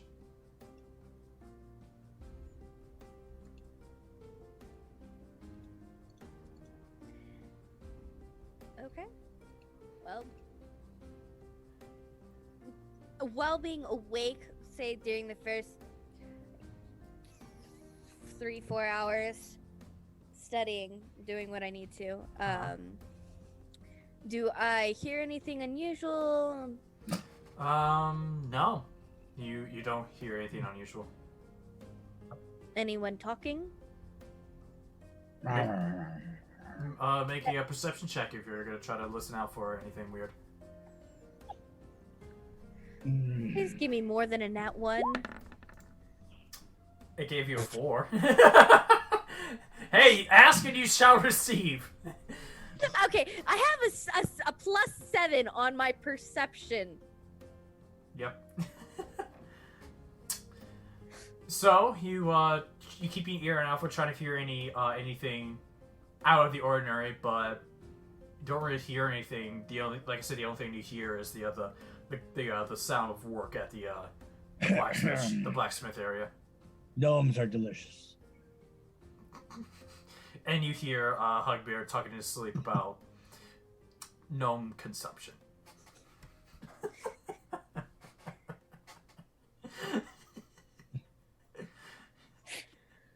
Okay, then she's gonna go ahead and continue writing in her journal with the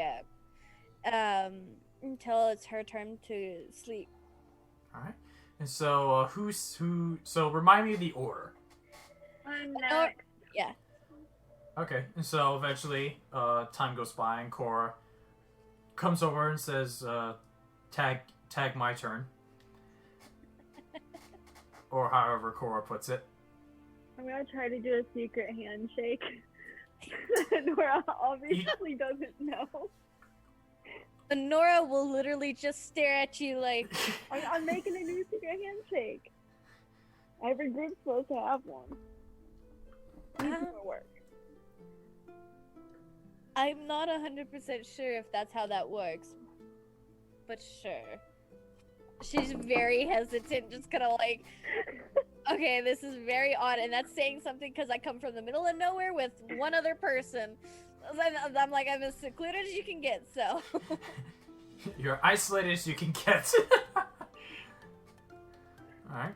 And so, Nora, you go take your rest. Corra, you get up and, unless you want to roll unless you're actively trying to, listen for anything weird, we could go by your passive. Yeah, I'm keeping an eye and ear out, so I'm gonna roll perception. Alright, go ahead. And, once again, you don't hear anything out of the ordinary except you hear your blacksmith working on your blade. It won't. Yeah, you just nothing out of the ordinary. Okay. All right, and who was anyone else on this line of fuck this place? Yeah, if they're waking me up, I guess I'll do the last one. All right. It was Takari and then Hugbear. So wait, who does Corra wake up? Takari. All right. So Takari, you wake up. Do you actively try to hear anything out, or? I try to listen carefully. Yeah. All right.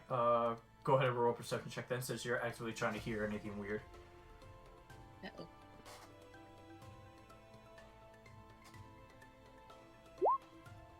13. All right. 11, 12, 13. That's fantastic. All right. Hold on, let me pull my string again. You don't hear anything except for the sound of the blacksmith working. Okay. Shocking.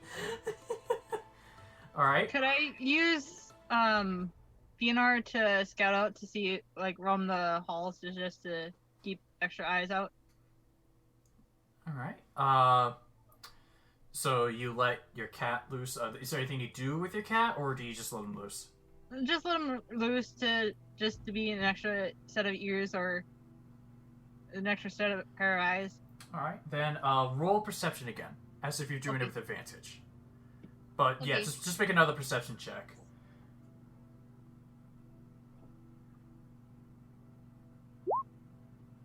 Okay. 20. Nothing out of the ordinary. Okay. Day one, you guys are already sus about this place. Well, they didn't give us very much of a explanation to what happened type thing. They just said something, they got attacked and they needed our help. Yeah, I true, mean, true. they basically said, we know what's going on, but we're not telling you what's going on. Figure it out. Figure it out yourself, bitch. Alright. So, eventually time, do you wake up anyone or you go back to sleep? Alright, go and wake up Hugbear if I can. Alright. Hogbear, do you wake up?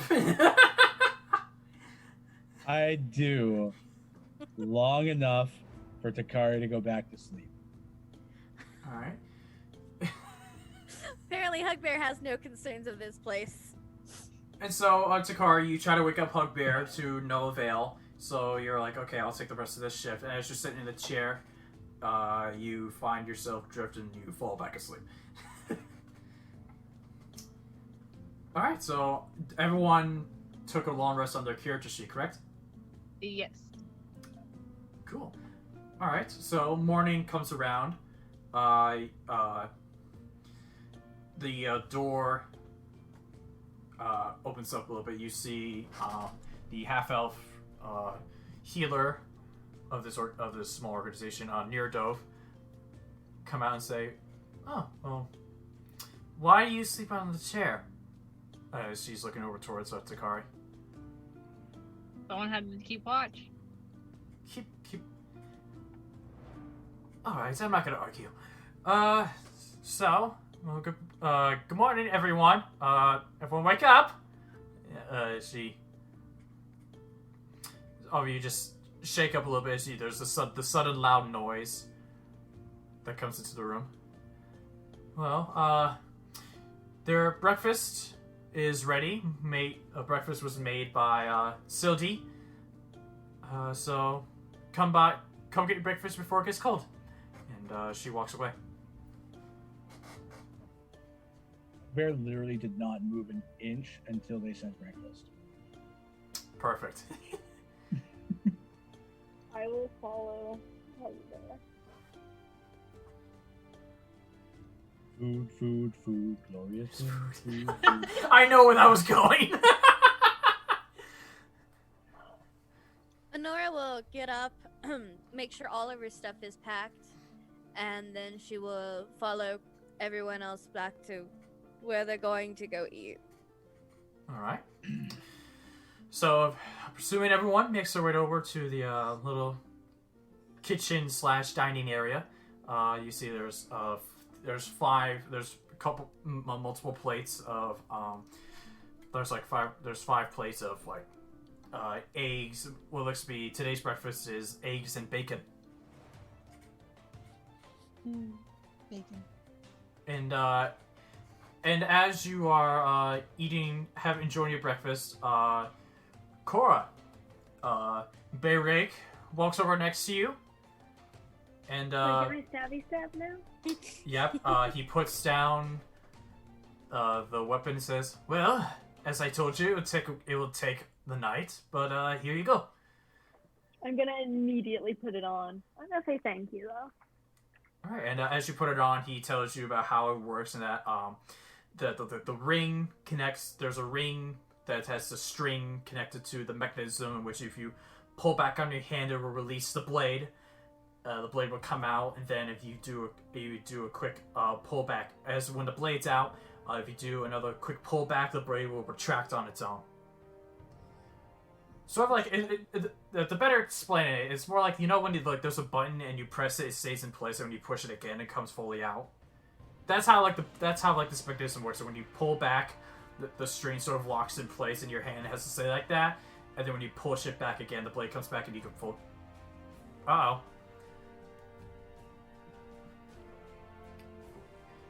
Infinite, you good? I don't know what happened. Wrong button. Here I am. I thought we said not to touch anything. No, that was the CrazyBlueKat. Hey, don't minimize Zoom. Wait. I Infinite. touched nothing. Alright. Nice. And, yeah, basically, while you're eating, he shows you how the blade works.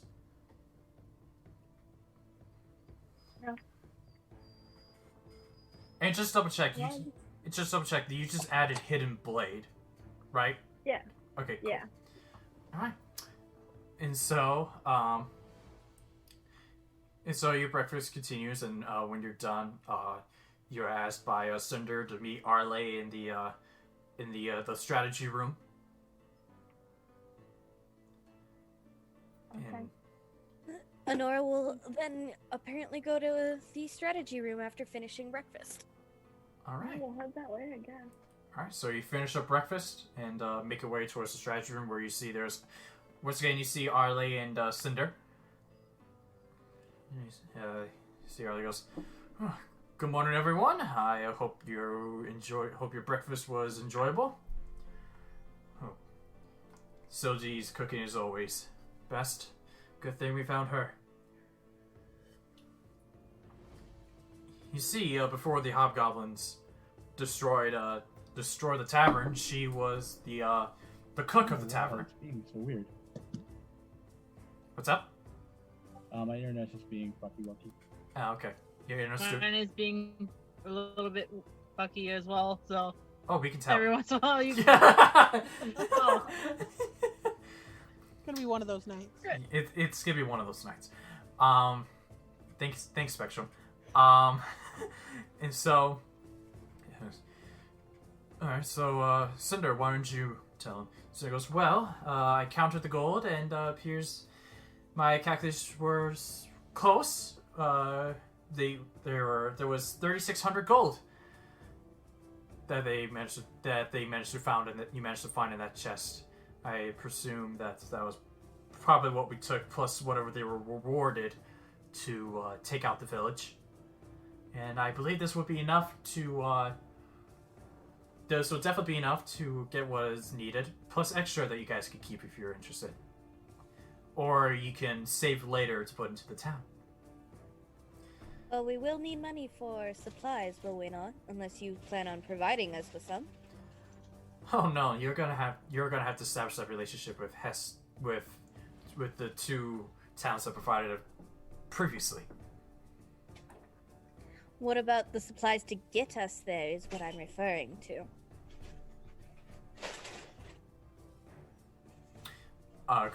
Could you clarify? I'm not understanding. Oh, we need stuff to get from here to there, do we not? I'm sure. Okay, sorry. I was brain went elsewhere for a minute. You see Cinder replies, I am sure they will give you a complimentary wagon that your horses can pull to pull back here with the supplies.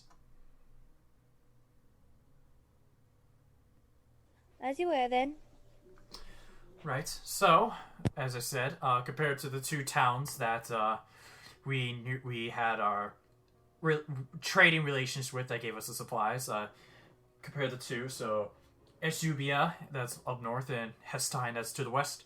Hestein is a little more stable, and so I would say trust them more, especially since we have one of the many children of the king here with us right now, and she points towards Takari. Takari's face as she keeps hearing about her family, she's got that kind of like, yay, I get to go see my family. Yeah, I just left them not so long ago. Yeah, you're just like internal scream. And so if you manage to hopefully if Takari, since you're closest relative, we can see about persuading your father to hopefully reestablish that trade to give us supplies and gold needed. It's not gonna be easy, but I'll try. Yeah. Trying is always the best thing. Trying is better than nothing, as I like to say. Nothing with a grand reward comes easy. Do or do not, there is no try. Sue me, George Lucas! So it'll take. And so the journey, and you see Arley speaks up, says, so the journey from here to Hestein will take about a 3 days travel to get there. But if you follow if you want to avoid any conflict, you can take a back route, which would take an extra day to get there. But I was just taking the quicker path since I'm a little bit eager to get the town back up and going. Yeah, sure. Is there like a place? We have a stable. Is there a warhorse there that I could buy? No. When you got there, the only horses that were there were the horses that all of you came on. All right. Well, at some point, I'm going to need to get a better horse. I'm sure my father can get you a better horse. Excellent. Yeah, it's kind of not fair to this horse right now. We should Work on also it. eventually get one for Bop too. Cut back to the horse. That's just Pony. cut back So to the horse. we'll get Bop a Sheetland pony, and we'll get Hugbear a Shires, which is like a really, really, really big giant horse. You know what? Fuck it. Here's a centaur. I want the centaur. If they exist, if you can find one. All right. So Cool. yeah. So like I said, the quickest path will get you there in about 3 days' time. So just head out whenever you're ready, and make sure you come back with the supplies. Sounds good. You want to do that breaky break? And then we shall. Oh yeah, it is at the 2-hour mark. Don't worry, I'm getting us there. Keep going. Alright. Don't worry, I'm looking Okay. at the. Don't worry, I'm counting down at the. I'm counting down. Don't worry. Well, we were just saying so we didn't, interrupt the middle of the story. Yeah, I understand. Just, I got you. I got things planned out as your DM. Believe it or not, I got things planned out. That's a terrifying notion. It is. Especially yesterday when he was solving all those puzzles, like, really, really well. Okay, anyway, so Onora will get on her horse and make sure everything's there with her side saddle and everything. And she'll turn to the rest of her group. Are you guys ready? Yeah, Yeah, I I'm say gonna go ahead sorry and I on get my back horse. on my horse. Do you say sorry to the horse, or Yeah. you see the horse's like his? You see the horse's head just goes down. It's just like a slight nod as it's saying, "Go ahead, get back on." Bop would pack up her things and then say goodbye to everybody, including the 3 new people that she just met, as if she's known them her whole life. Oh, As if I'll pull okay. Very The Swap on the back of what? mine What? again. The dwarf, the fire genasi, and the half elf. Yeah. Oh, okay. Just like go to everybody and be like, okay, we're leaving. Bye. I'll see you soon. Hopefully we'll come back and not be dead. All right. And so you give that, Yeah, and just out of curiosity, who's got the gold? Oh, we're taking give us gold gold to again? Hestus? I mean, you can't. How are you gonna pay for the supply? Oh. Oh, okay. Here, have an IOU. So, much like you, brain did not function. And brain was supposed to be here. Brain was way. Brain over went there. elsewhere. Brain Sorry. was not. Head Okay. I thought that's what you asked. Like, hey, are you gonna give us some of this money so we can buy those supplies? And he said, like, go pound salt. Yeah, oh, That's what I oh my- understood. Oh, okay, Yeah. my bad. Okay. Excuse me, my brain is also going elsewhere. Thanks for 3,000. Go buy the supplies yourselves, assholes. Well, someone's gotta stay and watch the Thanks town. for this work. Suffer. All right, All right, so I'll take the money then. I'll carry it. all right. Did we get that cart or wagon or whatever the heck? They said that you remember Cinder saying that Hestein was. that Hestein would provide. Hestein would provide a gotcha. comp- I got you. Goodbye. I'm really Right there. assuming that these Sure. people are going to give us a lot of stuff. Well, I I we mean, are we doing can a lot try. of work for them. I mean, we're not the most trustworthy looking group. You could find a farmer and ask to borrow his. All right, so Hats bop on head. Okay. so that's what Shire is. Whoa. So that's what Shire is. Yeah. Interesting. And so, unless anyone has anything specific that they want to do before they head out, we can say that you guys start to make your 3-day journey over to Hestein. And this is where we're going to take our quick break. Cool. Alright, so I will let everyone do what they need to do, and then when someone gets back, I will tag out, because the mistake I made last time was we all took off, and there was no one there to talk to the chat. So, Oops. I'm going to take... The kitty's in charge. So I'm going to take the responsibility of everyone take care of their things they want to take... Put the webcam back on! No, okay. Alright. Well, shall we pick up where we left off? Yep. Alright. I guess. If you need to. And so, you guys, we're gonna rewind just a few seconds before you started heading out. You see Cinder comes out and says, wait! Don't go yet! And she's coming out, she's running out with like a piece of paper. And she runs over to you, she, walks over to Takari, and, goes over, he says, I tried to find you at breakfast, but you guys took off so soon. Here is the this note. Will tell you the prices of the supplies that we need for each of these buildings and what they should be. Anything else that we need before we leave, and you don't get a chance to talk to us again for a while? Who has the gold? I believe Corra does. Okay, and just... Oh, Onora has it. Alright, well, as long as someone has it, that is all I need from you. Just make sure they don't try to hag you for a higher price, because these should be the prices. What if we haggled him for price? Well, that's your problem to deal with. Alright, then you guys make off to your 3-day journey to Hestein. Onward and upward we go. Will someone roll on your first day journey? Someone roll percentile dice for me. That's a D100. Oh, there you go. Got it. Never mind. I almost Fantastic. rolled 5 of them. 63. Oh, Lord. Nothing happens as you ride your way to Hestein on your first day. You don't run into any encounters.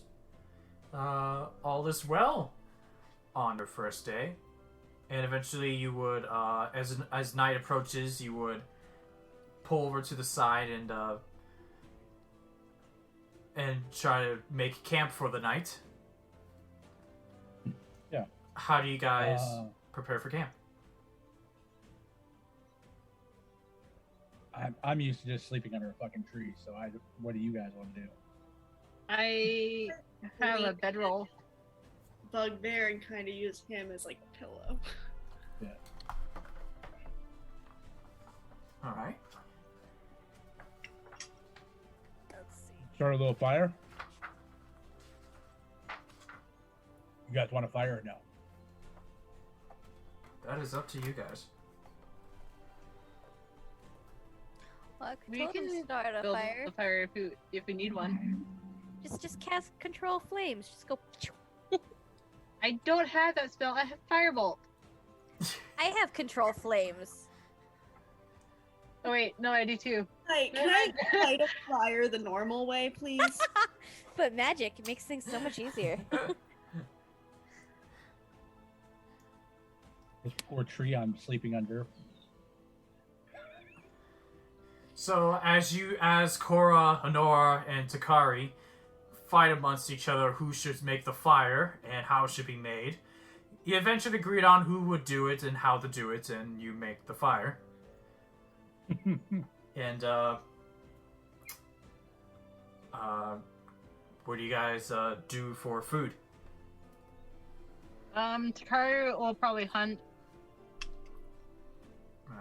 If there's anything to hunt around. Make a survival check to see if you can find a hunt.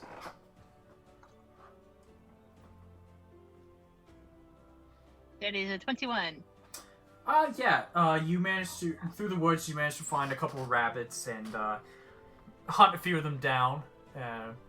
You hunt enough rabbits just to suffice for the night. And you come back to camp with a couple of dead rabbits. And you get back, you skin, take knowing how, I'm guessing you would know how to prepare food from animal. Believe so. Alright, so, you would prepare the food and, make sure no one gets any bad bits or any, possible hazardous bits, and, you successfully fed your, party. Thanks. Alright. So, anyone want to do anything before we go into rest for day 2? What is the moon phase at? Oh, yeah, that. The moon phase. Let me take a look. Let's see. So, it's been about, let's see. So, it's been a week, a little over a week since things have happened. I would say the moon phase. Let me take a look at the chart here. I gotta scroll all the way back to the chart that you sent me. Okay, here we You go. want me to resend it? Yep. I would say it is between. I would say it's between third quarter and waning gibbous. Waning gibbous? Waning gibbous. Sorry, apparently the text goes blurry when I expand a picture on Discord. Thank you, Discord. Mood. Oh, look, you sent it to me again. There you go. But yeah, Okay. No, there's no complete phase yet. I need to know the evening or the day before the waning gibbous. Yeah, that's not concerning at all. Will do. Just it completely ignores it for this response. Will do. All right. I'd like to talk to Bop real quick. If Bop ain't busy with fires and stuff. Bop. Bop. Bop. Boptholomew, Hi. you are requested an audience from Hugbear. You said that you were rescued from Hobgoblins. Yes. Where did you come from before that? All around. I don't really know. I just kind of wandered. I don't know where I'm from.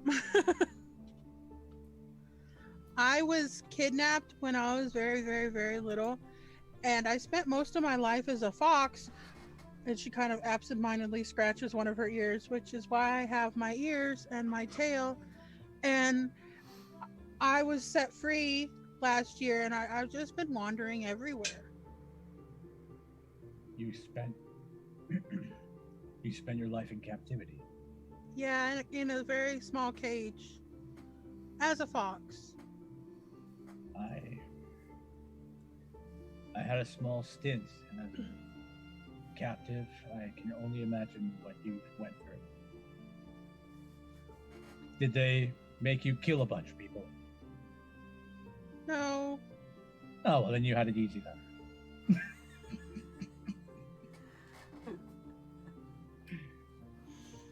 Did they make you do things? Or did they just have you in a cage? He used to make me try potions before he would try them himself. Do you know who you were captured by?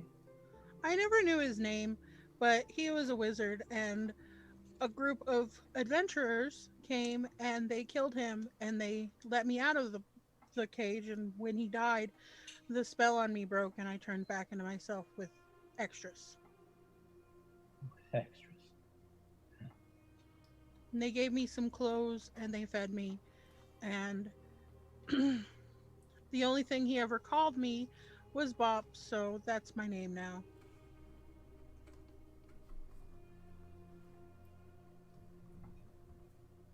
What do you hope to get out of life, Bob? Now that you're free. Just not being confined anymore is nice. Getting to go places and see things and meet new people. And I don't know if I have family out there somewhere. He never talked about where he got me from, so I could have a family. I don't know. I could maybe find them someday. Okay. I was just kidding about the eating you thing. That's good. Don't roll an insight. I don't think I'd be tasty. I don't know. I've never tried myself. Concerned. You have.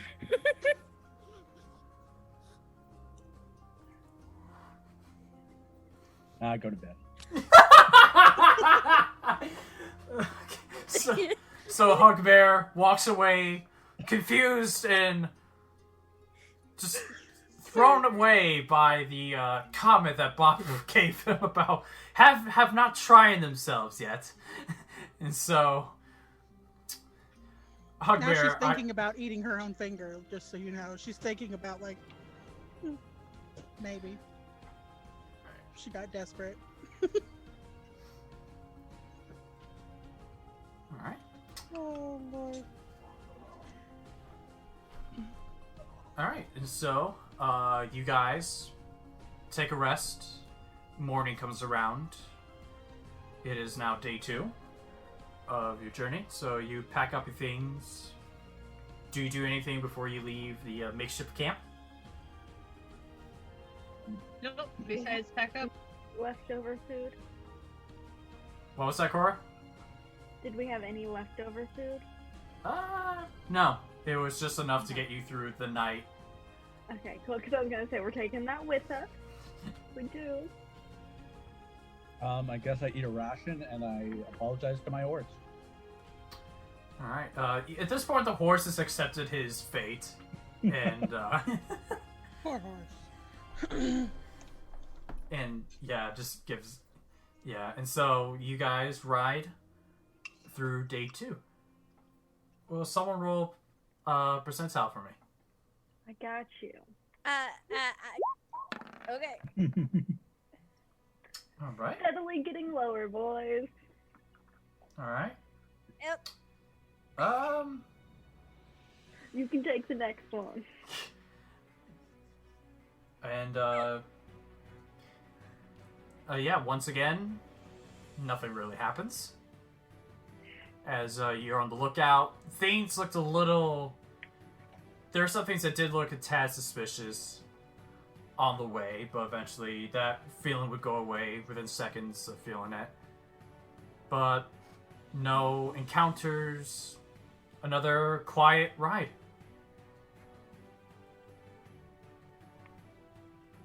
What do we see? Like what's the landscape? Yeah. It's mostly just been a woods area, so it's mostly just been trees, just wildlife, the sun glimmers. Yeah, basically what you see on Infinite's background. Just wood, just trees, and Yep. just mostly just woodland traveling.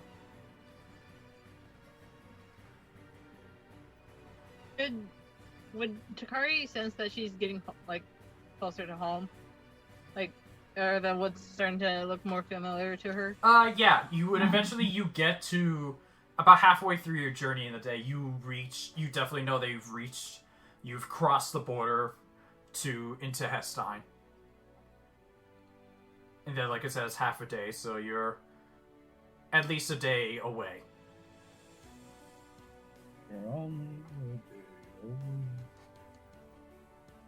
So, yeah, the landscape does become a little more familiar to you. All right.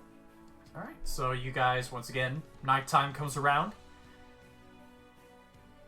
Make camp. Takari roll survival, see if you can once again get some food for your gang. I'll help this time. All right.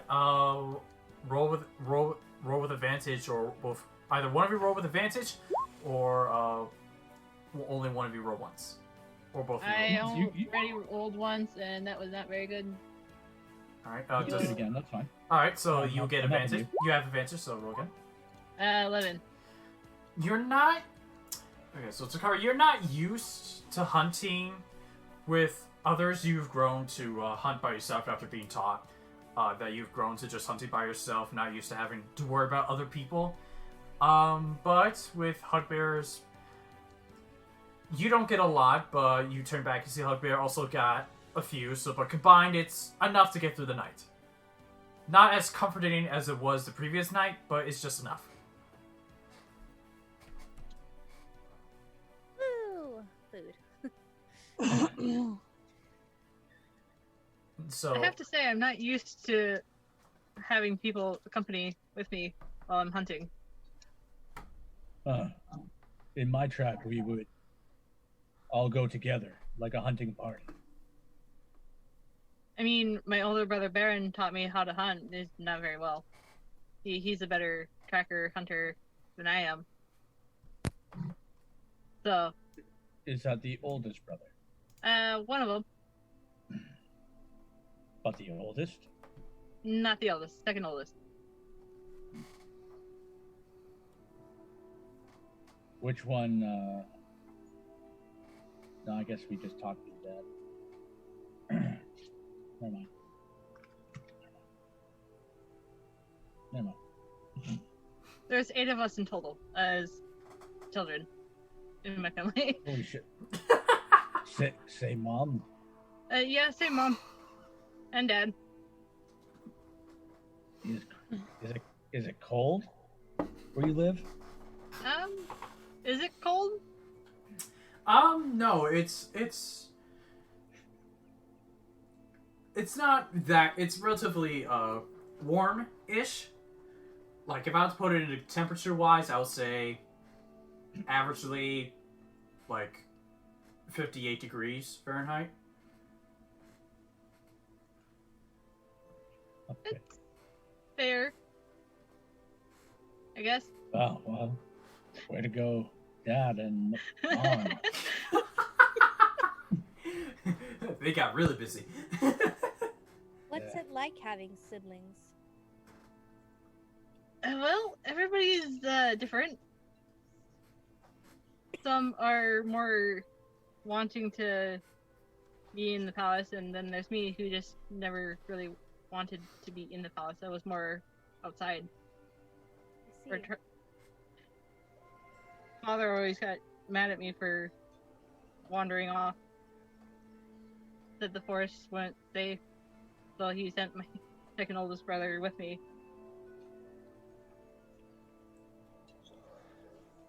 I see. I didn't grow up with any siblings. In fact, I don't know my family at all. I don't recall anything before I was 10.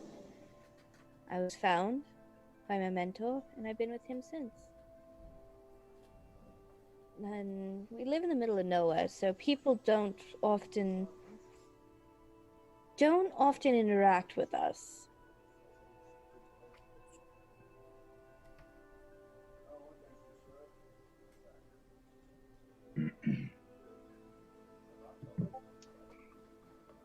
What a group we are. Corra, tell about that. Words, they're a thing. Take 2. Hey. Onora would look at Corra and be like, and you and Hugbear seem to have some history. How did you guys meet? We work together. Work together? Work together how? We were hired to do some private investigating a while back. Became friends through that. And he's the godparent of my child. You have a child? And a husband. You have a family of your own. They're back home. How did you get mixed up in this? My work has never been the most, savory. And we've never been the richest. I see. Well, I have to keep her fed somehow. that would be true.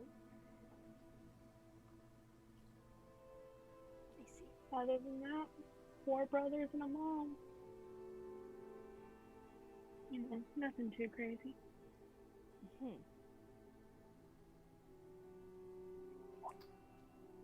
All right then. Granted, none of them really have the pointed ears, but So that was a trait that you inherited? seems so. Well, being as someone who has my own, it's not a bad trait to have. Others would disagree. Who cares what others think? Another's opinion clouds your own. At least your ears aren't fuzzy. Yeah. What's wrong with fuzzy ears? There, Bob.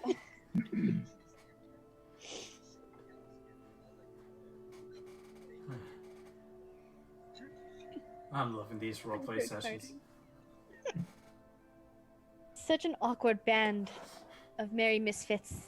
And so you guys may converse and get to know each other a little more, and eventually you eventually make your next long rest and wake up on your third and final day of travel. And presume you guys follow the same habits of just packing up your things and get back on the horse and continue your way.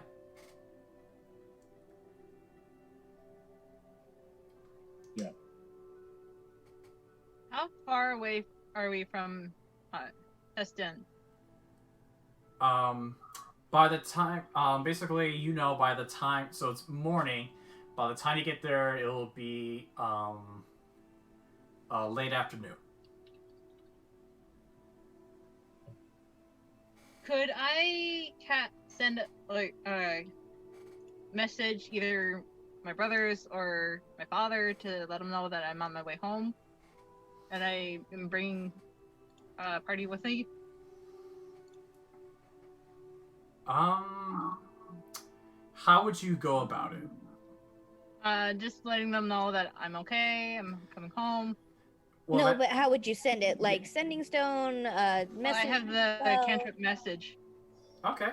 As you get closer, I'll say that as you're riding closer to town, you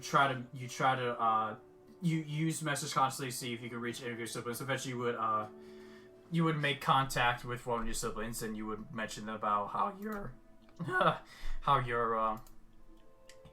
gonna be arriving home with some friends ?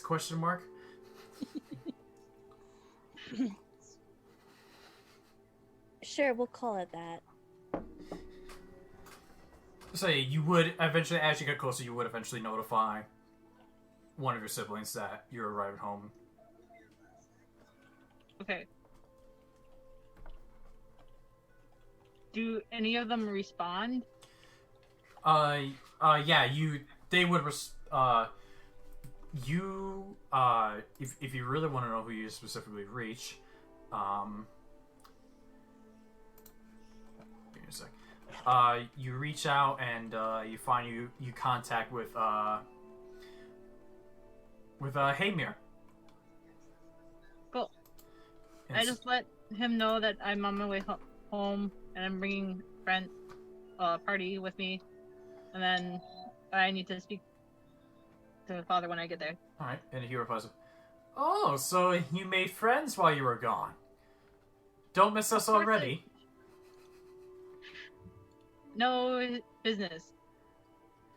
Alright, I will let Father know that you are arriving.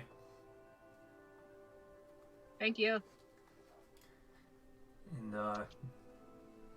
so you assume that he's... So yeah, you do that.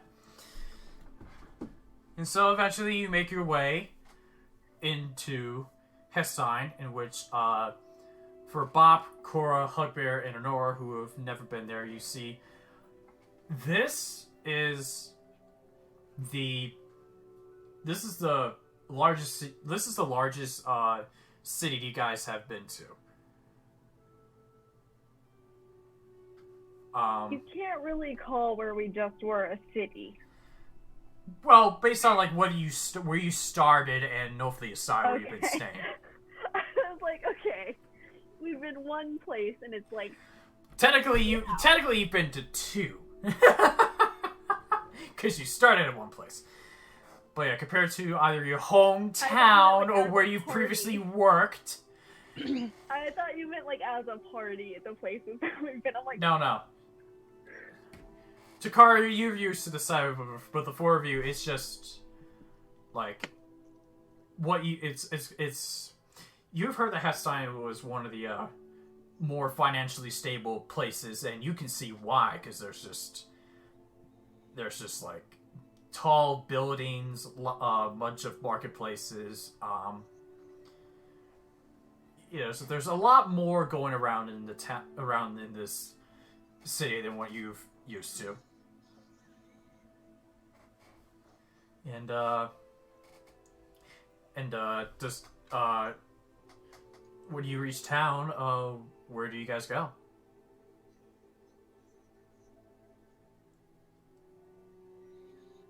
I'm gonna follow Takari's lead. Onora, unmute Yeah. yourself.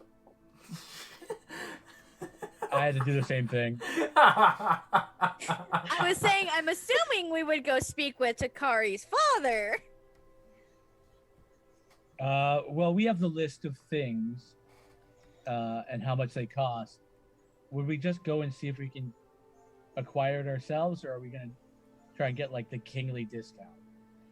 Well, okay, so what I was theoretically thinking is we speak to her father, talk to him about the little town village thing we're trying to rebuild, and talk diplomatics.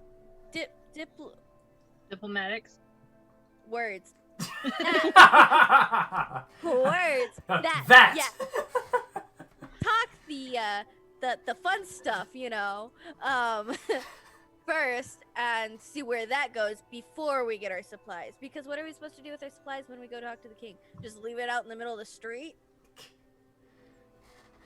You mean after you purchase them?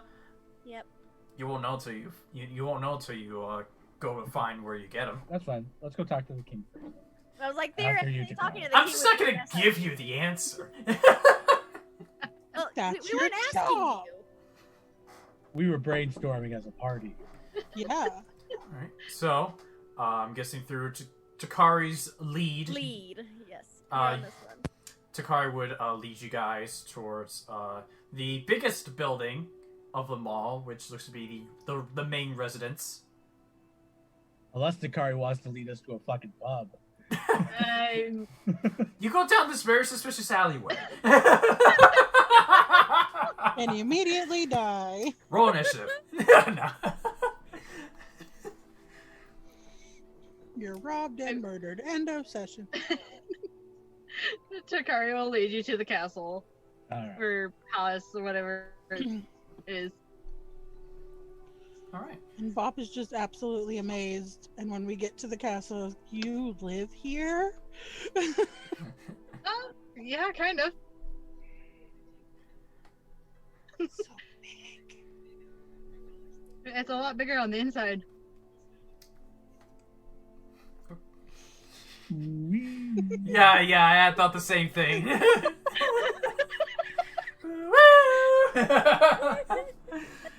Alright, so and as you're approaching the main gate, Takari, you guys see a high elf leaning along the side of like the gate, like you know like how rich people have like a gate that leads to that opens up to their place. You see there's a high elf, a male high elf that's leaning against the gate. Takari, you recognize it as Hamir. Hey, Hamir. What? Wanted to come see my friends. What an odd bunch you have. Hi, I'm Bob. Hi. Well, Father is busy at the moment, but if you wait an hour, there will be dinner, which he extends his invitation to all of you, so he can talk to you then. That's fine. Getting in trouble while I was gone? You think I wouldn't? Oh, come on now. We're a team. Well, we sure are. But just make yourselves in. There's a stable inside of which someone will come over. One of the servants will come over and take care of the horse for you. Take care of your horses as you guys get inside. You wouldn't happen to have war horses in this town? Well, you can either discuss. You could try to discuss it through my father about this subject, or you can give me some gold. I can see into it. Yo, can I trust your brother? Him? Probably not. I guess I'll talk to your dad then. All right, if you say so. And I mean it with love, brother. Tell them similar. See, you haven't forgotten about the prank. It was one time. It was I still wouldn't one mess with time her. too many. And so eventually, the gates open up, and you guys would make your way onto the estate. And as you get close to the entrance, you get to the stable, and you see one of the servants says, Miss Takari and her party. Hope your travel was fine and well. It was. Good to hear. I For the can most take. part. I can take care of your horses from here. So, Thank you. you guys, I assume you give your horses to the servant? Onora Yeah, would this one dismount. might need a chiropractor. Honora would dismount and hand her reins to him. Hesitantly at first, but then she would go, seeing as Takari seems to have trusted him. Alright. Hugbear, as the servant looks over to your horse and says, how's it managed to live? I know. This one must I'm have gonna, this one must have real patience Bob? for you. Since Bob's on the back of mine, I'm gonna get her down first, and then I'll get off. Just manhandle me, throw me off. I just figure since you've never really ridden a horse before. Does Bob get off? Yeah. Okay. And so all of you get off your horse and give the reins over to the servant, and she walks away with the horses over to the little barn area, which they keep. You look over, there's a lot of horses. And so- Takari will look to the party and be like, so you ready to go meet my family? The rest of them? It Ready seems so for fast. party. We only just met. Sure.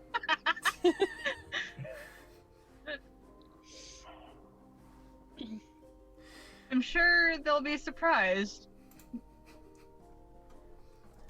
And so, God, 5 days and you're bringing home a bugbear. It's not the worst thing I brought home. No, gone 5 days, and she's bringing home 4 other people. Terrible. all right. And so, you guys make your way to the main establishment, and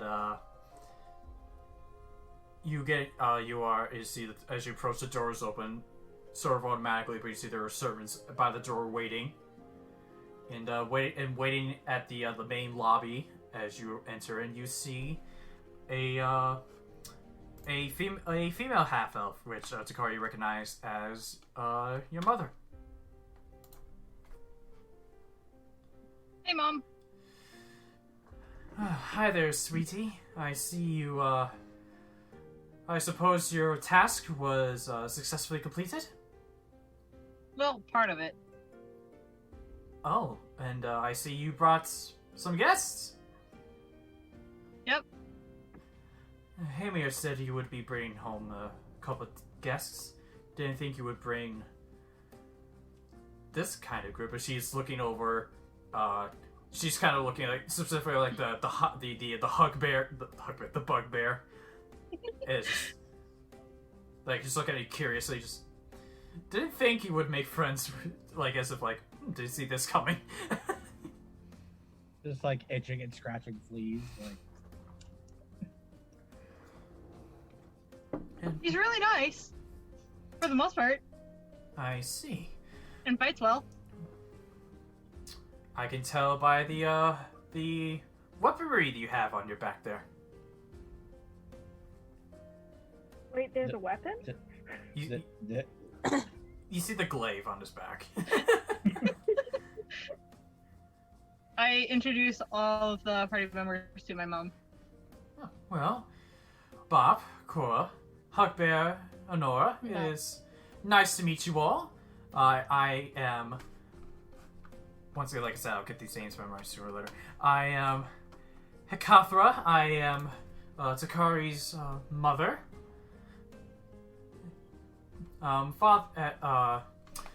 Her father, or as you soon meet him, Leland, is currently busy at the moment, but will be here when dinner's ready, which should be in about 45 minutes. So you could go ahead and, if you want to kill time, you can take a look around the establishment.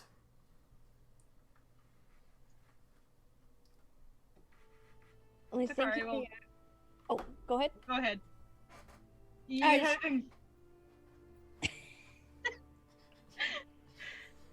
Go ahead. Onora would just kind of slightly bow, just out of pure respect, you know, something Emerald taught her when she was young. And just like, thank you for your hospitality. It is a pleasure of ours. I'm glad that Takari was able to make some friends while she was outside of the house, and all of you don't seem to... You guys seem nice. I'm literally following her out of fear. She killed 11 hobgoblins single-handedly. I can help. Make a deception check. Single-handedly. Make a deception check. Single-handedly and unarmed. Bare hands. Bare. Hands. Fair hand. 18. I think you mean she barely did it. Alright. I'm sorry, Hugbear. We love you. Give me a sec. Alright. So an 18. I got an 18. Alright. You see that Hekathra looks towards you and says, "Really? She killed 11 she killed 11 hobgoblins all on her own." Yeah, all on her own. That is very impressive, Father. We've all sworn fealty. Well, her father There was some certainly bare hands. her father certainly picked the right person for the job then. He's Can't we? very hesitant, though. I would think. You Since, should probably let her get out more. oh, we should, since she's clearly more useful out there. Told you. I was...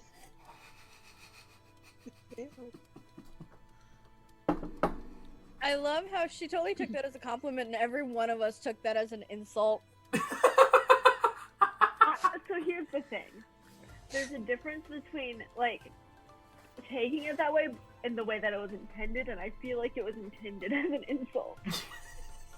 That's up for you guys to interpret. Can I roll insight to see if I know? Go ahead. Just out of pure I just want to know. I'm rolling insight as well. All right, go ahead.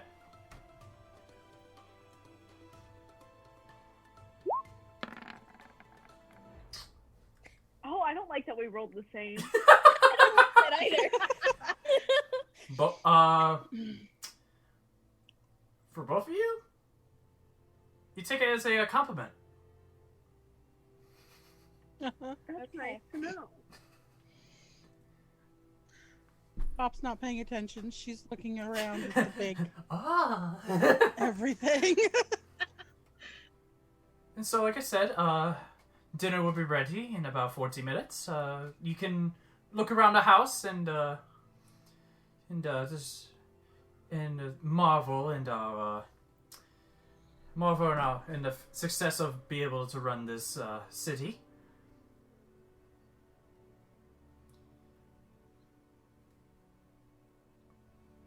And we'll send servants your way to take you to the dining room. Do you happen to have a library? Yes, we do. We can have one of the servants lead you to it. That would be Or I can show her there. Fenris is probably there. I'm sorry, what was that? Takari would have probably said she would, she'll take them there. Because her brother Fenris is probably usually in the library. himself. Okay. Fenris is usually there. Got you. Okay. Alright. And so, a servant, you see a servant comes up from behind Takari's mother and says, I will show you the way to the library for anyone that is interested. Thank you kindly. And she'll I'll go just ahead wait and here for follow. food. She'll go ahead and follow.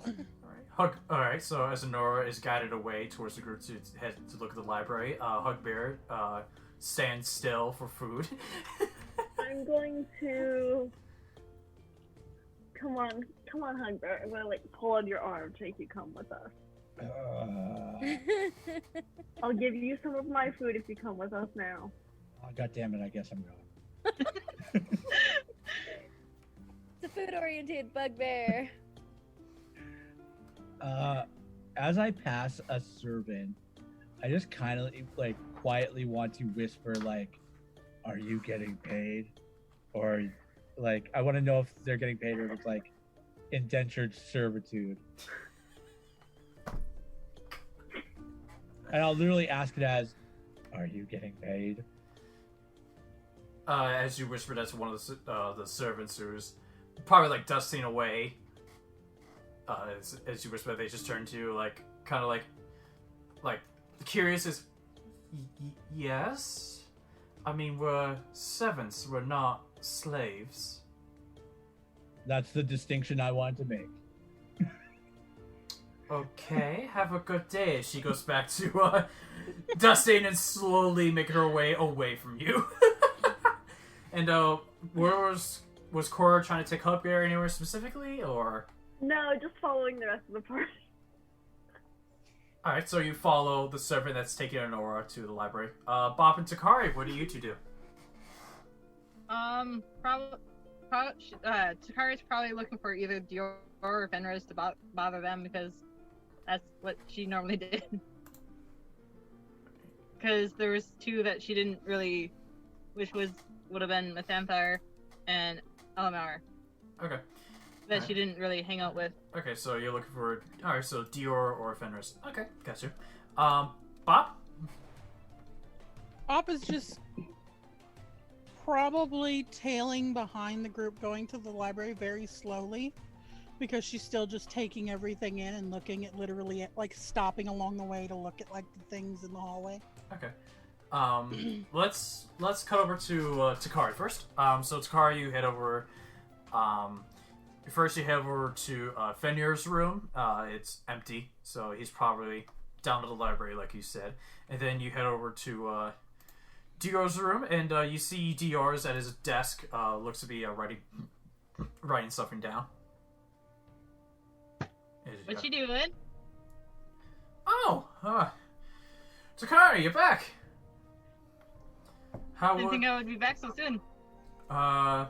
No, it's quite a surprise. How was it? What happened? Well, the party that I came here with, and I kind of fought a hobgoblin horde. Nice. Wow, you're with a party. How many people? There's 5 of us total. Wow, you made quite some friends. Out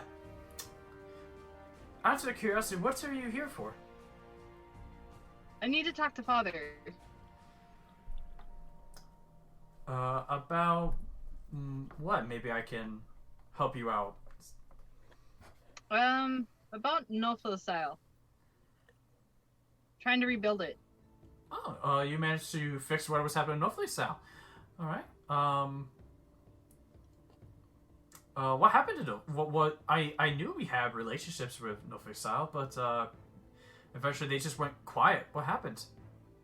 Basically, they were overrun by a band of hobgoblins that decided to, I don't know if there's something more going on than what is being told or said to us anyway. Guess that's what we're trying to figure out. Curious. But basically all that we know is that the hobgoblins are working for somebody else. Don't know who that somebody else is per se. Oh, and now you're trying to figure out who hired them. Who hired them and rebuild it, set up trade there. Oh, well. It's good to hear that Nofliasile's gonna get back on his feet. And, That's up to the Father to decide. Well, I don't think Father would disagree with making relationships back. Reform the relationship with Nofliasile. Since, well, as you know from history, we owe a great deal to, Hesine owes a great deal to Nofliasile for what they have done, not back many hundreds of years ago. That is true.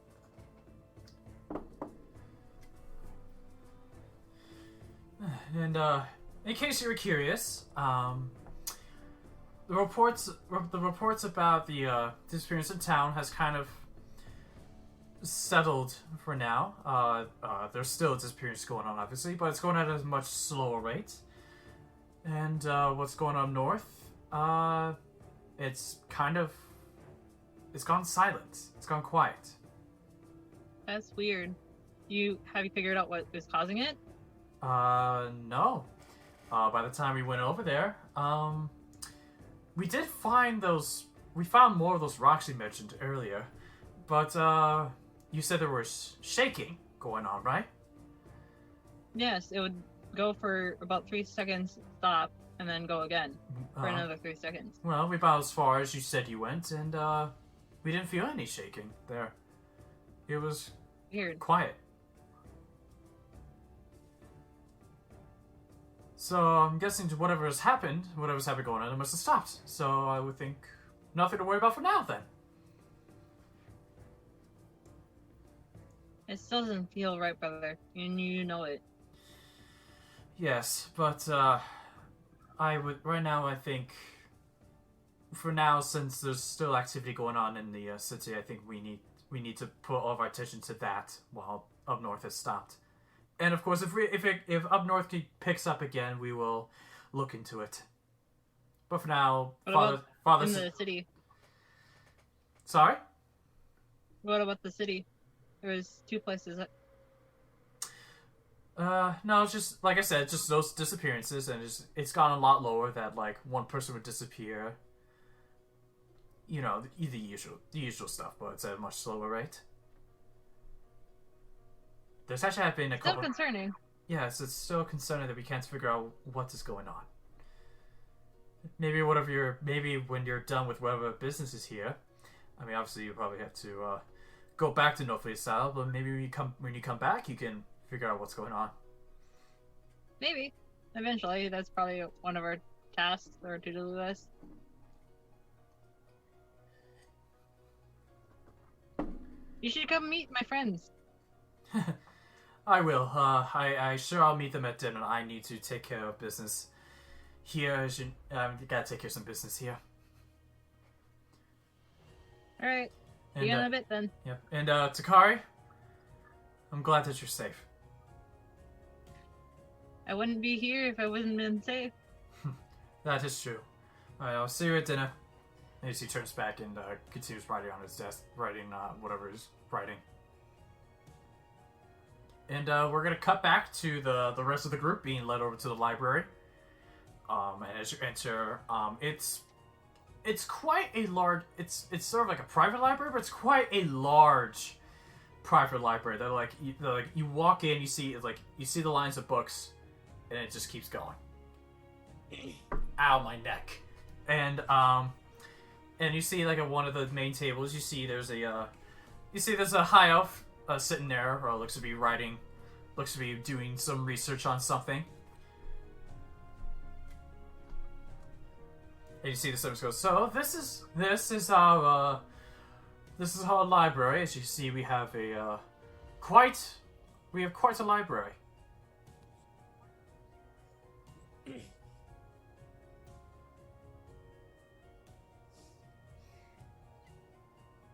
And I can see that your master Fenris is studying over there, probably looking up some magic books. Would it be alright if I were to read some of them? Yes, you may. Just make sure you put it back where you found it. Thank you, kindly. And then Onora's gonna go ahead and comb the shelves looking for any book or magical book regarding lunar spells. Alright. We'll have to talk about this more later, but roll an investigation check. Well, it depends on if we need to talk depending on this investigation check.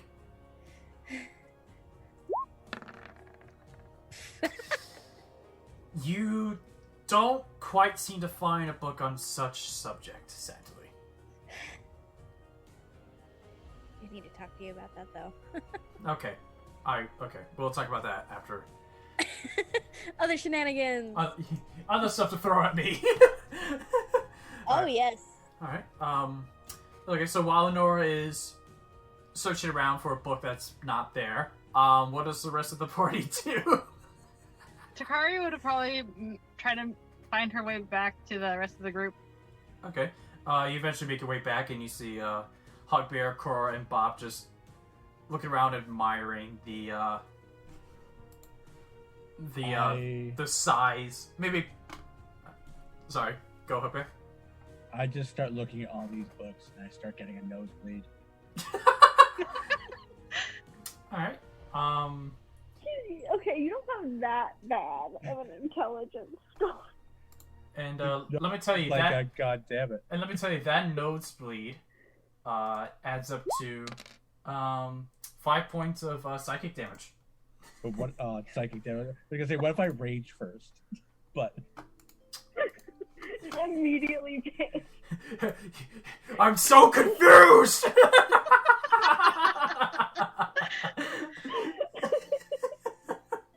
I don't understand. As Bop wanders into the library, she's kind of rubbing the side of her head because she wasn't paying attention and walked into something. Infinite, does Hugbear know how to read? But it doesn't hurt. It's just kind of like, I can't believe I did that. And as you're rubbing your head, you look up. This room, because you're quite a small character, this room looks ginormous. There's a lot. It's like the room, Bop. Yeah, exactly. The room looks like a normal size. You're comparing yourself to be a speck of dust compared to this library. It's just like, oh.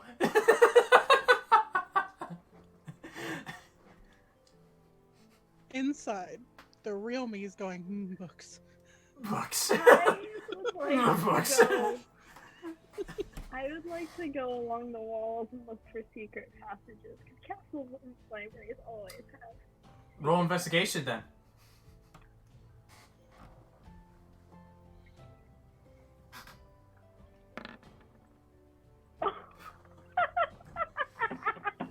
Yes.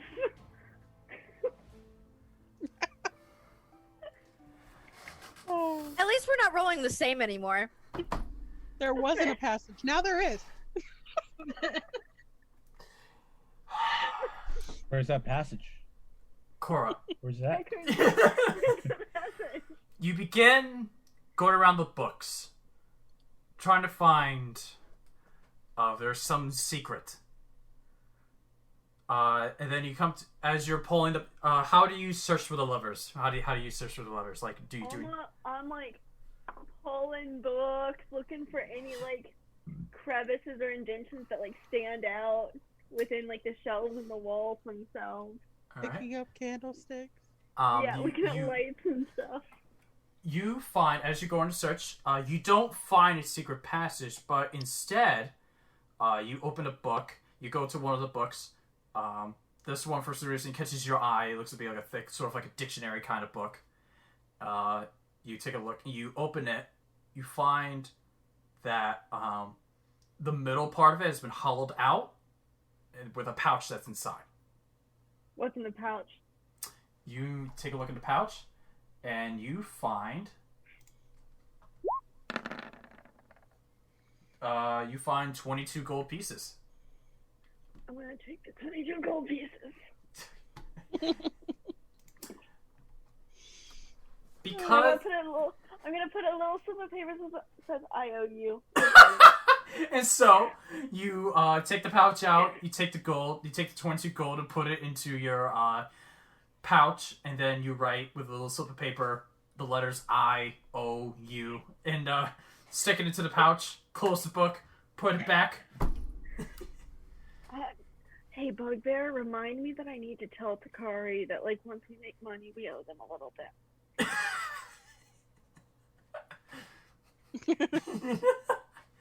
Alright. Wow, I can't believe... If it wasn't a nat 20, I would have said, no, you don't find anything. But I had to give you something. God damn it. Okay. I mean, you could have just given me information. But Well, instead I gave you gold. I know. Congratulations. My little thieving heart loves it.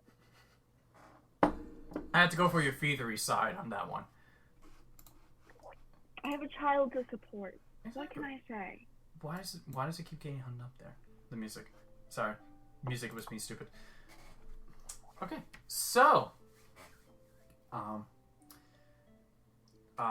so while eventually some time passes, as you guys are looking around the library, looking for stuff, either looking for stuff and then you fail to do so, or finding something you did not expect completely.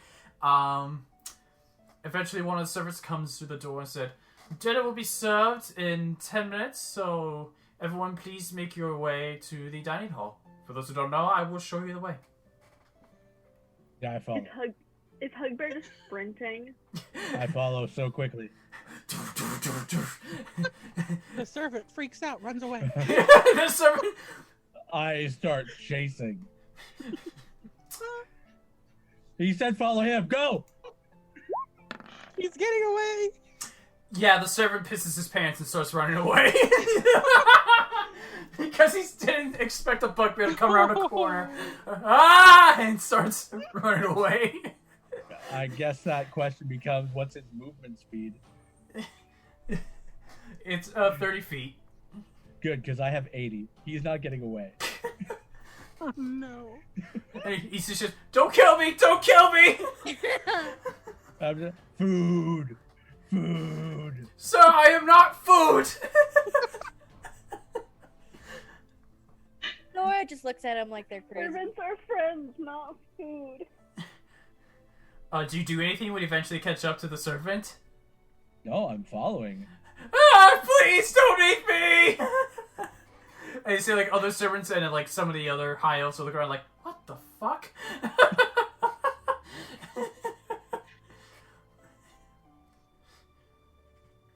I'm just just here for the food. Of course you are. As he gets into the kitchen, look, the food will be ready. Just take a seat. As he's he's panting because of the running he did.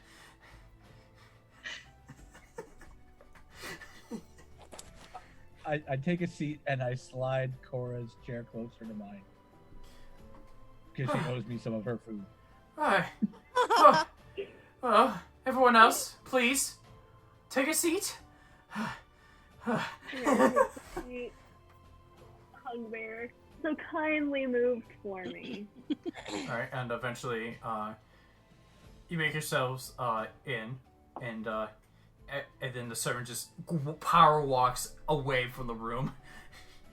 He's probably gonna go change, or he's taking the rest of the day off. You will more likely not see him for the rest of the day. Just imagine they've put a bunch of pillows on one chair for me to climb up. Yeah, eventually they give you a sitting. They give you a sitting stool that kind of levels you out. They give you a high chair. Yeah, they give you a high chair. That's basically a normal chair, but it's just the legs are so high. I'm good. So you're given proper seating arrangements, and eventually you see some more hot. You see some of the high elves walk in. You see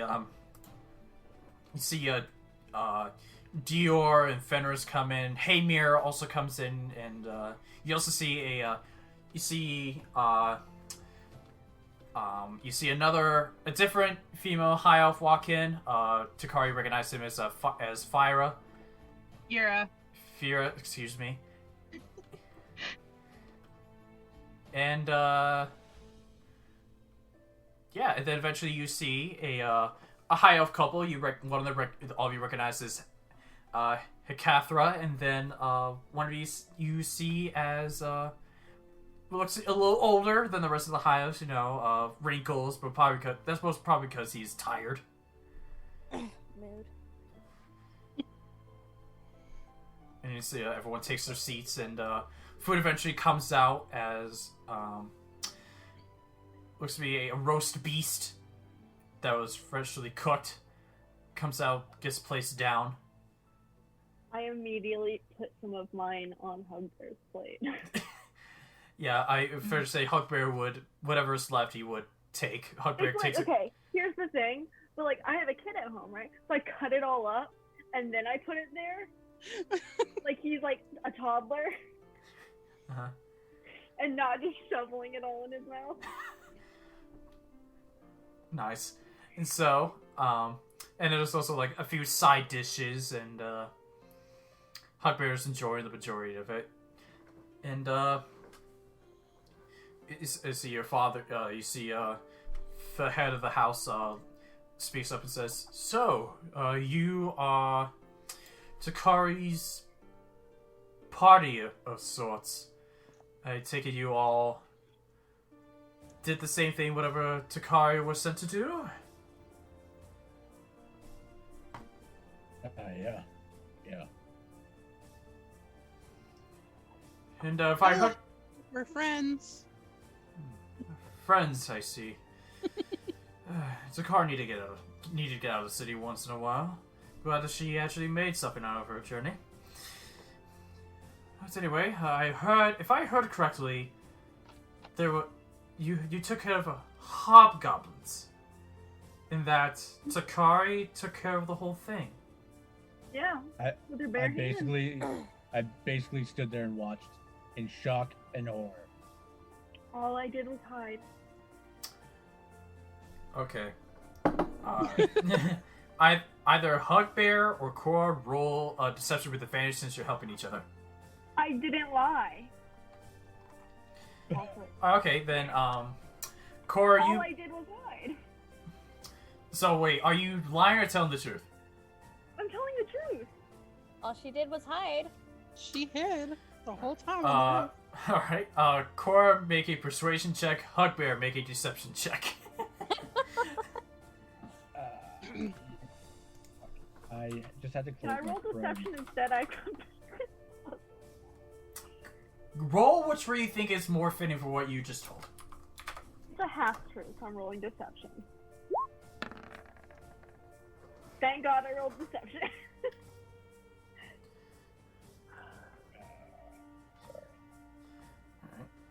Because I'm lying by omission. Oh, and you said with advantage, right?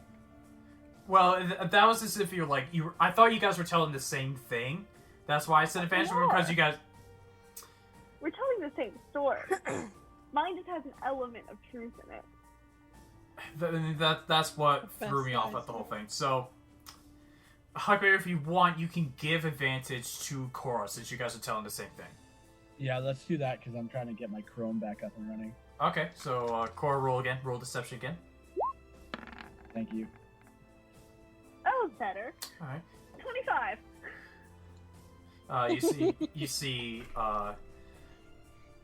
You see that Leland looks over to you and says, intriguing that you insisted on not helping her while she did. Scared shitless. It was just a massacre. It was so quick. Hobgoblins do tend to be scary looking. And quite intimidating, especially since they come in groups. Takari, congratulations on your astonishing success on what's happened over there. As he looks a little thrown off and, like, you see a little bit of proudness come through him.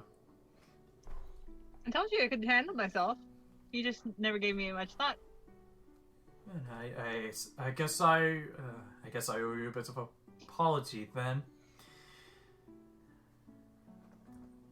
As he proceeds to not say it again. So, what business do you have? What business do you have with Hestein then? If you're all here. Onora would look up to him.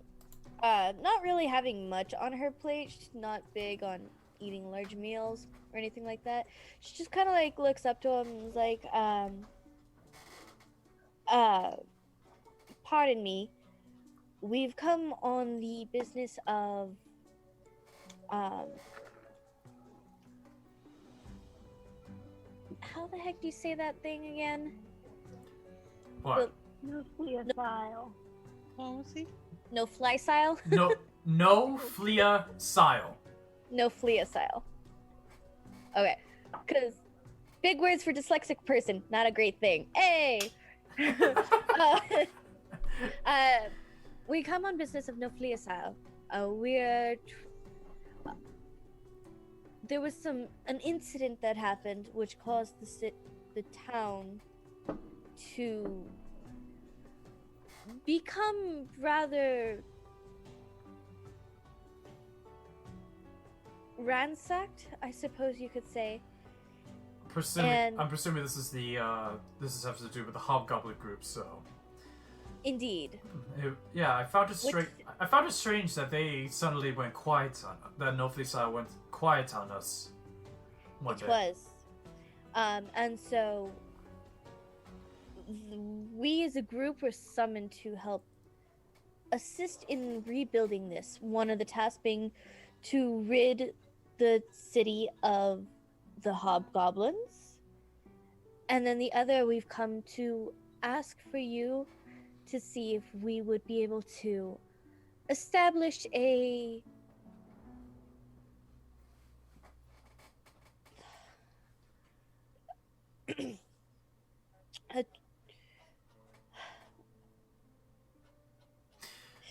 You're looking to re-establish the connection that Hestein has with Nofliasile.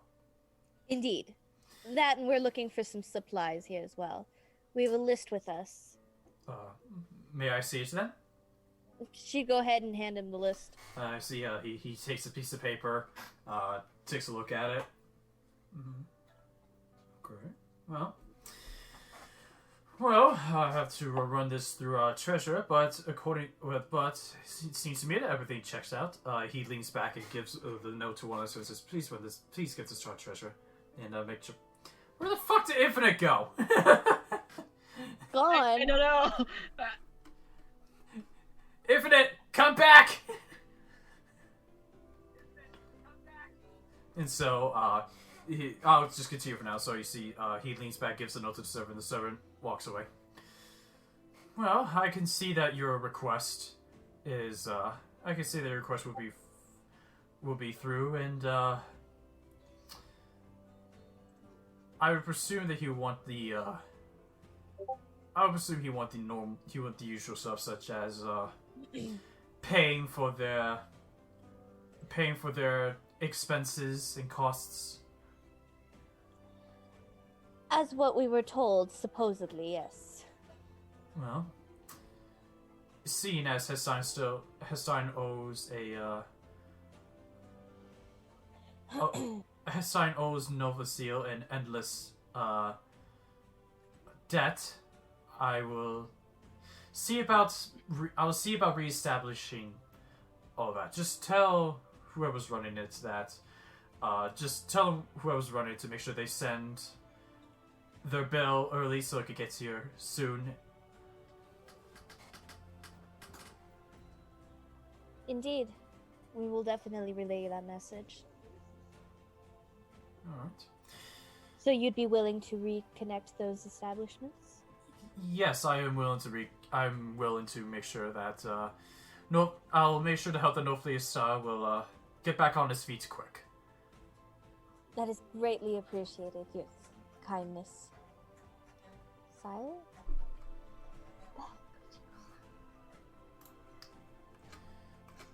Where the fuck is Infinite? Gone. Dead. Just disappeared. Do you want me to text him? Yeah, can you text him? Because I know he wanted to do something. He wanted to say something, so. He's having to restart his computer. He just messaged me. Shit. It restarted itself, and his computer's being weird.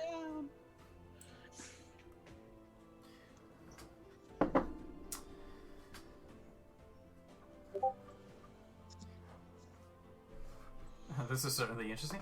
So after that conversation, he goes, well, since none of you wants anything, since there's nothing else you guys need, for now, since you guys don't need anything, all of you can stay in the guest rooms that we have, that the servants will prepare for you. Two of you we'll prepare 2 rooms where 2 of you can stay together. So figure out who wants to pair up and enjoy your stay. I will stay together. Sorry? Hugbear, H, and I will stay together. Alright. So Hugbear and Corra will stay together, and then Bop and Onora will take a room together as well. Supposedly. Alright. That's fine. Alright. Sorry, right now I'm just panicking because with Infinite gone, it messes up the overlay. So I'm just like trying not to panic. I'm just like Infinite. We'll be back in a second. Okay, I'm just like get back here. Today's just our day of technical difficulties. Oof. True. I was ready to go, and then my computer just was like, nah. Nah, fam, not today. Today just had to throw some form of curveball at us. Today we've all rolled that one in technicality. It would seem that 2020 is not finished with us just yet. It's an infinite audio. There we go. I'm sorry. It's fine. My computer did that same issue earlier. First Chrome crashed, and I was like, okay, I can't roll now. And then Zoom crashed. I was like, well, now I can't see anybody. That screwed up Kunzi's overlay. Alright. So, just to catch you up, Leland has agreed to re-establish that trade and connection that Hestein has with Nofliasile and help him get them back on their feet. And he's saying, well, and he said mentioned and you and I are roommates now. Yep, a guest room will be prepared then, but 2 guest rooms will be prepared, so 2 people had to bunk. And then he says, and as dinner's finished up, he goes, and see Leland goes, well, this is wiping his mouth with a napkin. Unless any of you need anything else, any other business at the moment, I am going to... Yes? Do you have large horses I could perhaps buy? Why?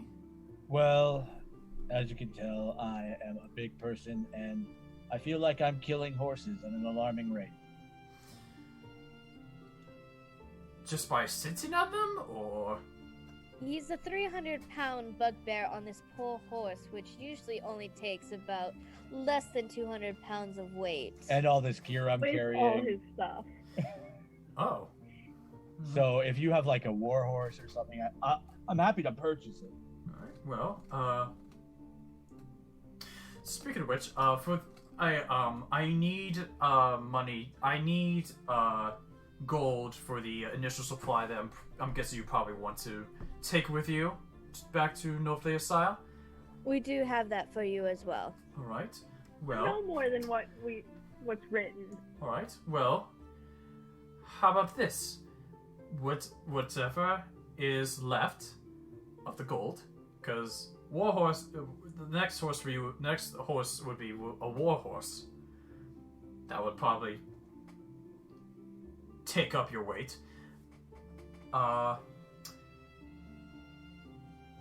If you let us keep whatever's left, which looking at the bags you're carrying should be enough, I can see to it that you have a warhorse ready to when you're ready to leave.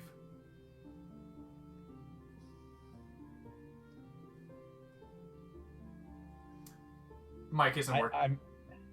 There you go. Mike's not working? No, Okay. you're working now.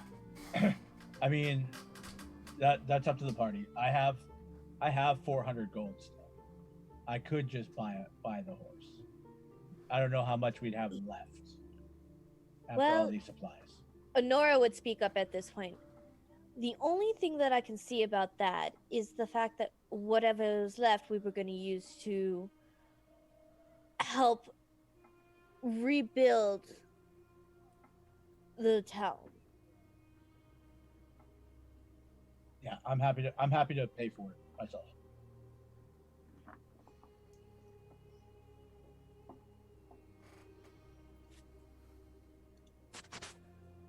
And so, so what's the agreement here? Yeah, pretty much. Either like how much money would be left over after all of our. Yeah, that's kind of what I'm looking at. All right. I would say you would have seen the prices, and so the gold needed to get the supplies you needed to repair the tavern, to repair the inn, and to upgrade the stables. It would take 3,375 gold, and so you would have 225 gold left. Okay. I will take 225 of my gold and put it back into the party inventory, and take this horse. Right? Like that's the same. Yeah, a warhorse would cost. You would be told that a warhorse is 400 gold. Yeah. I think what Infinite's saying is we're gonna give them that money, and then after the fact, he's gonna back to like our group's fund. Yeah. So it would with after taking the price off whatever gold he had left taken from the Hobgoblin group, it would cost 225 gold. It would be 175 gold to cover the rest of the horse. Yeah. I got a little bit of money now too. If you need a hug there, I'm I'll an alright. IOU. And as you discuss this at the end of dinner, and you give the group's gold, and you also give a little bit of your gold for the horses. Well, then I will see to it that our finest and biggest horse will be prepared for you, Mr. Hugbear. Hugbear, the bugbear. What strange. He looks over towards Takari. You've made friends with some interesting people. Well then, I need to head back upstairs and continue some work, and I'll get these finalized. I'll get these purchases finalized, and should be ready for you tomorrow when you leave. Excellent, thank you. Have a good evening. And as he stands up, heads upstairs, and then eventually the rest of the half house would get up and leave, go on their own way as well.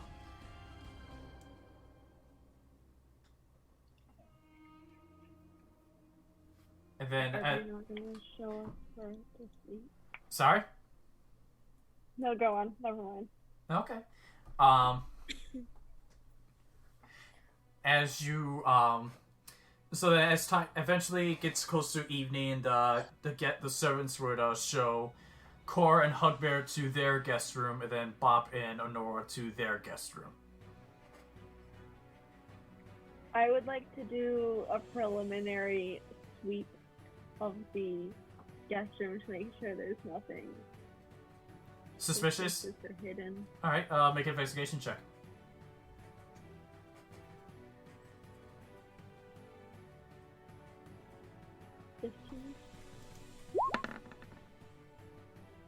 Alright, 15. No, you don't find anything out of the ordinary. It just looks normal. Okay. Is Hugbear's bed big enough? As Hugbear goes to lay down, you hear...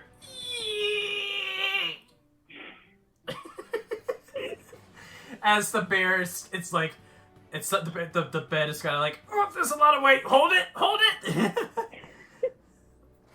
But the bed seems stable. Cool.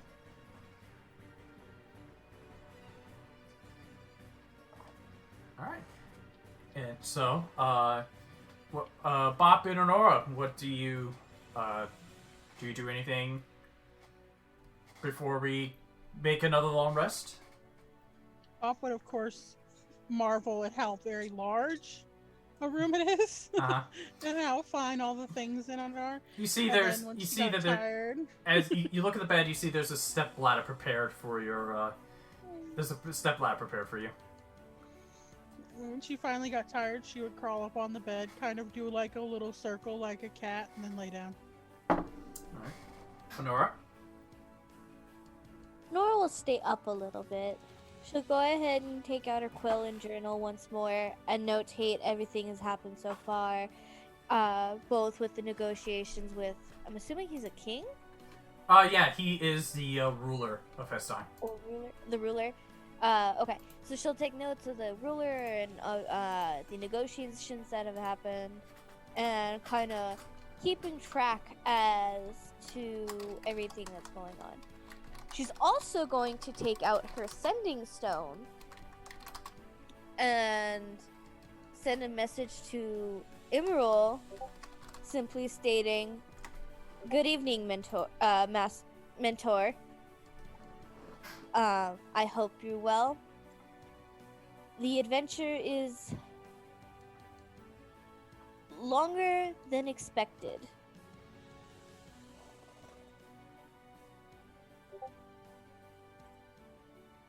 Alright. So you send a message and you get a reply saying, "Good to hear you're safe.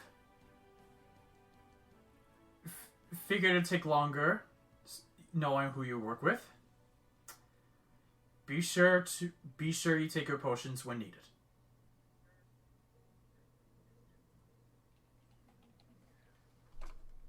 She kind of just give a like slight eye roll, amused smile to the stone, just kind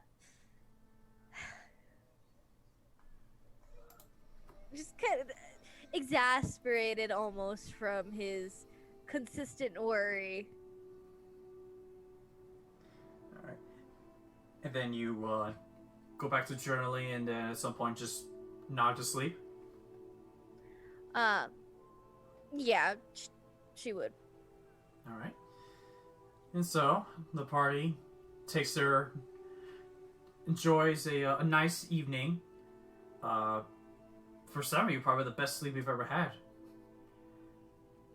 Especially your very comfy beds. At least they try to stay together as a bed. Much better than cage bottoms Most certainly. or hard dirt. And so, you eventually wake up. You see servant as you exit the rooms. You see servants stand outside and go, breakfast is ready. Whenever you are. At this point, Onora would actually just go ahead and skip breakfast, and she's gonna go out to the market. Okay. Anyone else skip breakfast or head to breakfast? I have never skipped a breakfast in my whole life. All right. Yeah, and Figured. where Hugbear goes, I go. Okay. Takari and Bob? Takari would probably go down to eat breakfast, knowing her family would get mad at her for not eating. Okay. And Bob? Bob would probably grab like some toast and maybe like if there's bacon or sausage, make herself a sandwich and then also go to the market. Okay. All right. So, initially, 4 of you head over to the dining hall where there's breakfast. There's toast and bacon and pancakes and just basically it's a buffet. And then over time, eventually, Bob would excuse herself and head over to the market. Do Corra, Hugbear, or Takari talk to anyone? Takari would have probably been catching up with Kira, Fenris, if she didn't see him the night before. With who? Fenris or Pura. Alright, let me just pull them up again, so... Okay, Fenris or dear. You see Fenris is, sitting across from you, enjoying his breakfast. Looks a little tired, probably did a little too much studying. Just stayed up a little too much late than what you expected there, Fenris. What? Oh. Yeah, I just... She throws, like, a piece of sausage out of his face. Yeah, just... Okay, rude. Yeah, just, I just sometimes get too into the study a little bit, I just gotta... as a wizard, you gotta know what you can. The more you know, the stronger you are. You did teach me everything you know. Yep, and now I need to start learning more because you're starting to catch up. That I am. Why do you have to be multi-talented? As you see, he looks back up to you. Because I get bored. That is true. It's you have a interesting bunch with you. That I do. What do you think of them so far? They're nice and friendly, for the most part. Good to hear. We don't know exactly all of each other just yet, so we're still learning about each other. Understandably, since it's been, what, a little over a week since you guys known each other? We fight well. I've heard, based on the stories I've heard, that you took on a whole gang of Hobgoblins by yourself. With help. Well, I'm not gonna disturb you from your breakfast as he picks up his plate. I gotta make sure you're not gonna catch up to me, and heads off to the library. I look for a sparring match then later. We'll see about that, and leaves. Alright. So, assuming Hugbear and Corra are too invested in the food that's in front of them, as they want to make any other arrangements, we'll cut over back to the market. Mm-hmm. That's fine. Okay. I DM'd you. Alright. Let me take a look at that. While you're reading that, then I'll talk to Corra a little bit. What kind of breakfast would you make your daughter? Me? Yeah. Probably some porridge, something cheap, but that will keep her full through the day. What's her favorite breakfast? Every now and then, we get a little bit of ham. It's special and it's expensive, and she loves it. We keep making all these rich friends. ham's not going to be enough. I know. She's like, you should eat any chance you get. I am quickly having an appetite for more than just gnome. Oh, then we must stick around the rich ones, shouldn't we? Yeah. It's good to have first friends. Alright. And so, go back to Onora, you complete... We're very much just not a morning person. So Onora, you... She's like half asleep. So yeah, Onora, you complete your task as you were set to do. Do you follow through with what you're going to do with that, or?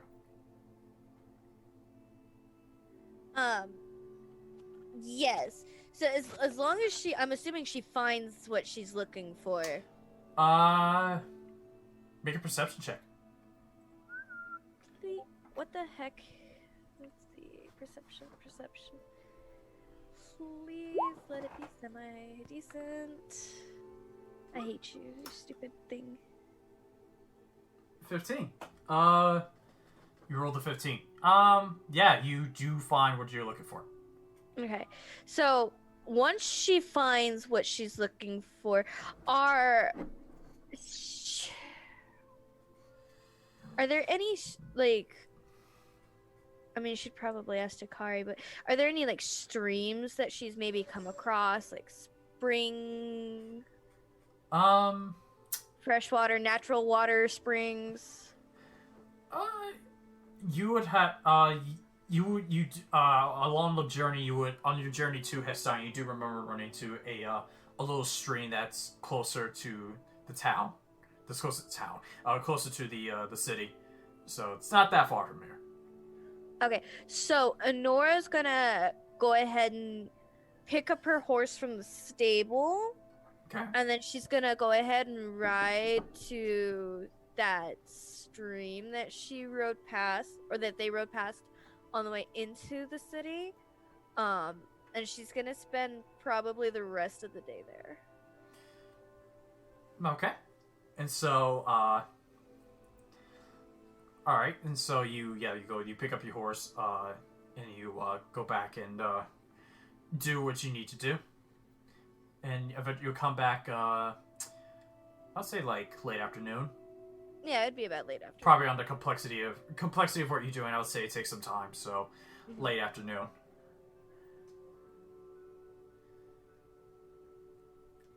And, as you get back, you get the service says, so, I heard that your cart with your supplies is ready to go. You can leave now if you wish, or you can wait till tomorrow morning. It would be best if we waited till the morning, but I do thank you kindly for preparing that stuff. Well, it is a pleasure. And I believe everyone else is waiting back inside. Thank you. All right. And she'll go ahead and drop her horse back off at the stable, and in her hand is like a little potion bottle type, like it's a clear glass bottle that's got like a substance in it. Okay. You know. Okay. Alright, so let's just rewind a little bit. While you're at the stream doing what you need to do, Bob, you headed over to the market. Is there anything specific you wanted to do?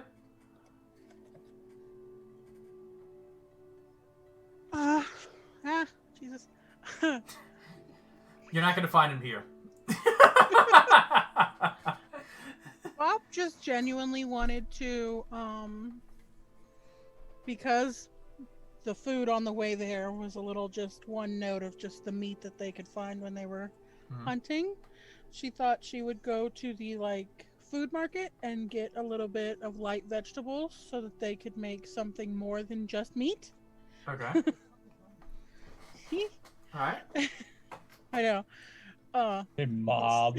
Insanity. More than just protein. And then she would just sort of wander after she bought a couple things. She would maybe just wander around and look at the other store. What kind of stores and places are in the market area? You see, there's a typical blacksmith. There's the blacksmith that deals with weaponry. There's the the hunter, which deals with trading skin and leather, probably doing some armor business. You see that there's also there's a potion seller, and then there's Potion seller? Sorry. yeah, and there's also a bakery place. Okay.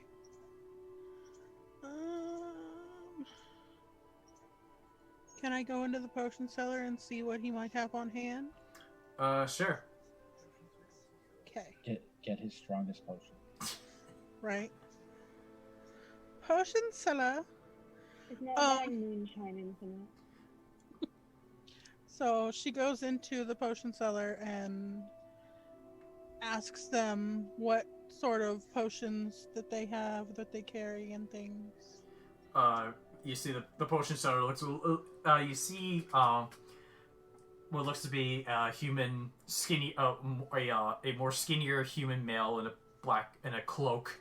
As he turns around and looks down, and he says, "My potions are too strong for you, traveler." Holy fuck. Rude. You can't just say that. How do you stay in business?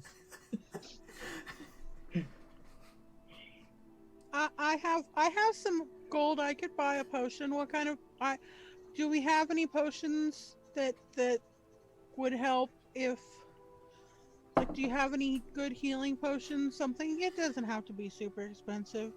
Just something extra? I'll say it again. You won't handle what I have for sale. Well, what if it's not for me? We have my friend is a bugbear. He's very big. What if he gets hurt? It could help him. You have something he could, please? Make a persuasion check. Oh my god. Where's that button? Oh, that's that I'm, button. I'm calling gnome racism. Right. Gnomes have rights too. 14. Racist against gnomes. Yeah. Alright, you see he looks at you, squinting a little bit, and goes, "But I'm sure that he can't handle it as well. Oh. Seeing as he gets hurt, he probably can't handle what I sell either." Jesus Christ. Annual campaign, we're coming back here. And we're robbing this bitch. Robbing, you say? Oh? Well, if that's I'm- the case, I am cutting that right there. Just no. Bob No. would just get frustrated and like stomp out of the building What and if mumble under her breath that he was rude. Yeah. Have a good day, as the door closes behind you. And then she's gonna tell her bigger friends. Yeah. He was mean to me. oh. Just so you know, as soon as you upload this to YouTube, I am sending Kanoa a thingy, and I'm gonna post this in it, and I'm gonna send this shit to Kanoa, just so you know this, because all I can hear is his freaking voice, just going, "Potionzilla," and I'm just like, That's what I was hearing too. I was like, oh my god. Yo, Rude. you come tell the Rude. bugbear that some motherfucker said he can't handle my potions?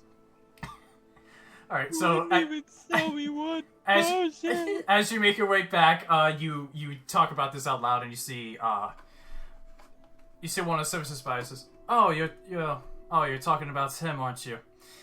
Let me guess, he wouldn't sell you his potions because they're too strong? Mhm. Don't worry about him. He's always been like, he's just a pain in the ass. How do you even stay in business if you don't sell the potions? He has his own distributors. He just makes shop here. He has his own specific distributors that come by his time. It's mostly like the captain of the guard here. So don't take offense that he says that you can't handle his potion. He's just a little protective of his product and making sure it goes to the right person. A little bit of a self-confident bastard." Okay. She would make her way back slowly to the castle or building or whatever the hell they were. Yeah, you're staying at the in. castle, so you make your way back to your room then. Yeah, back to the room. Defeatedly, you walk back to your Just room. sad. Just poor little sad Bop. Alright. So while Bop and Onora had their own little adventures, and do Takari, Hugbear, and Corra do anything throughout the day before we... I'm going to spend the afternoon writing a letter to my family. I'm gonna ask Hugbear if he wants to add anything on.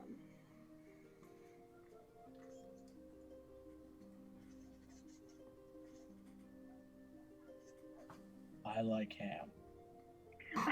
I write at the bottom, I like ham. Love Hugbear. P.S. Hugbear likes ham. No, it says love Uncle Hugbear. Okay. Alright. And so you write the letter.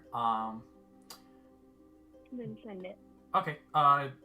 So you get the letter. Say, where do you, if they were, where do you want the recipient to send you a letter? Where do you want them to send it to? Do you want them to send it to? They won't. They won't.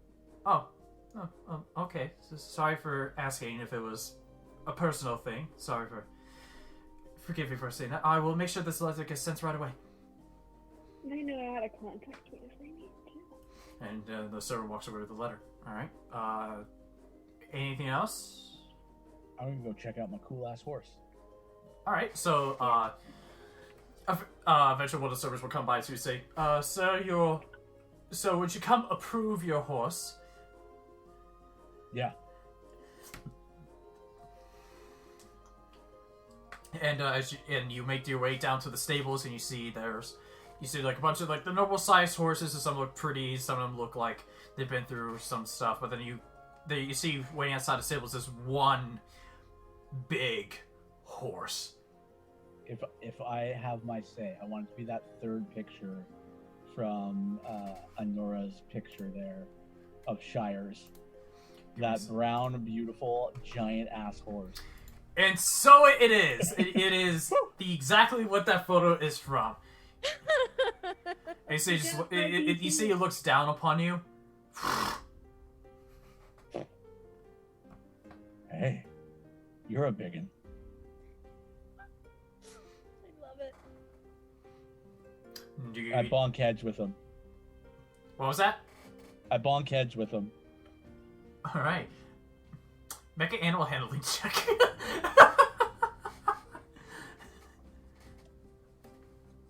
It's not horrible. Did it go through? No, it has not gone through. Oh. Just if you already clicked on roll it, just give it a sec, see if it rolls. If not, roll again, and I'll just take the first roll. Click on roll 20. Sometimes you have to click on swear roll if your 20. internet fails again. It's saying establishing server uplink. I'll Refresh your character sheet. Wait, what's your modifier?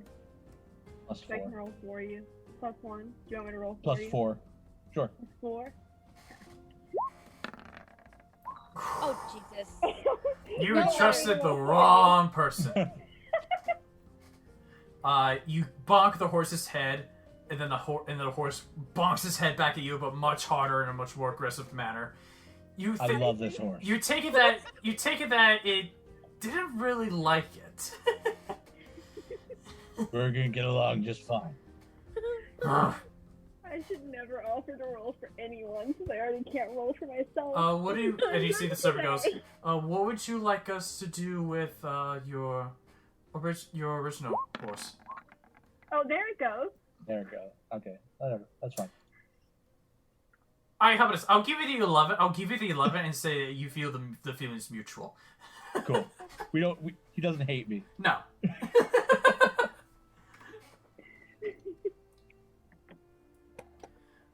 Not that I'm there at this moment, but shouldn't we keep the original horse so it can pull the cart of supplies? Oh yeah, back? no, absolutely. are. That horse is a prize, and somebody will be lucky to have it. It just can't be mine. Because I figure like Bob could ride the cart back with the horse. Absolutely. All right, so Solves two problems. now Hugbear has a proper horse and Bob has a horse.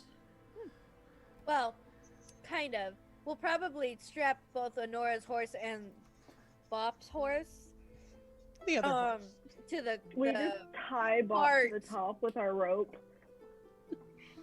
And I'll probably be driving the actual carriage, cart, whatever the heck you want to Mhm.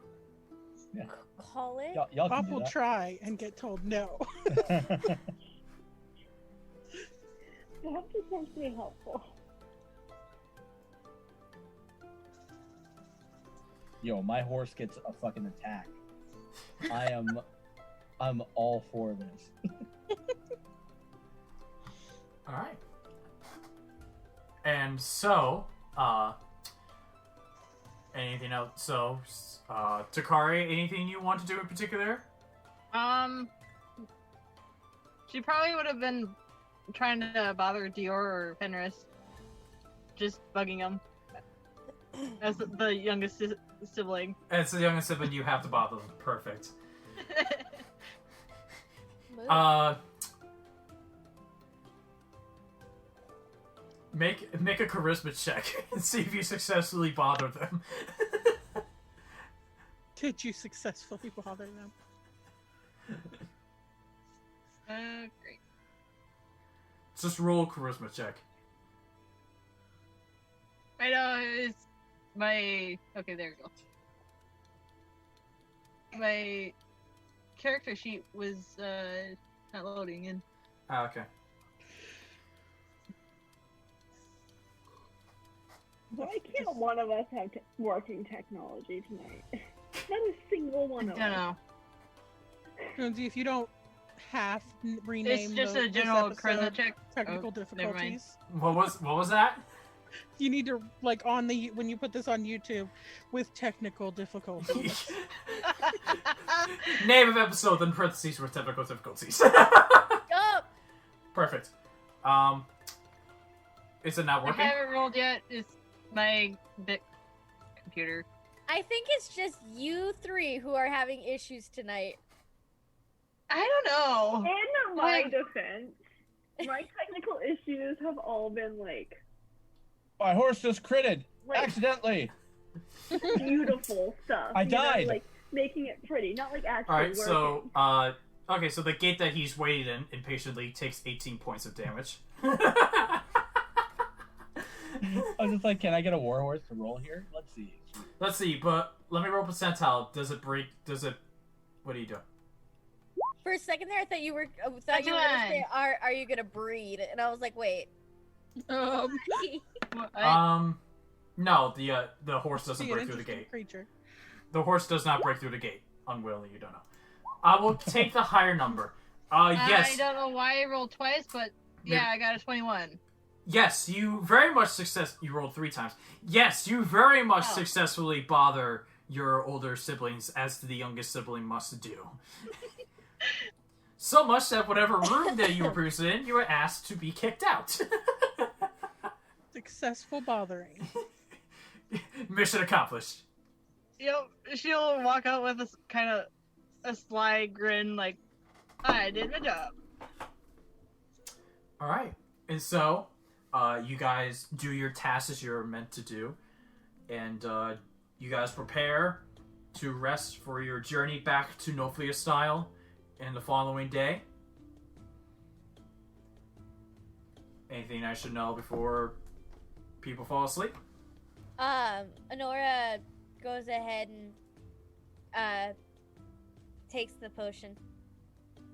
All right, and so you take a sip of your potion, and you feel a warm feeling go through, and now it's a waiting game.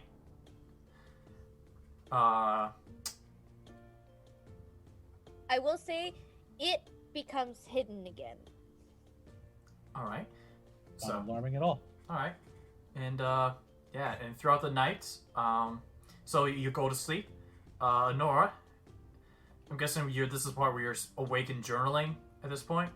As always. Roll for me. Oh lord.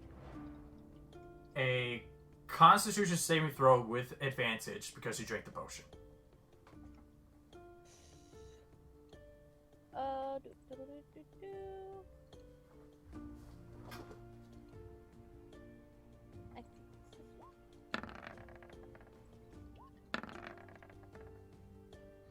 All right.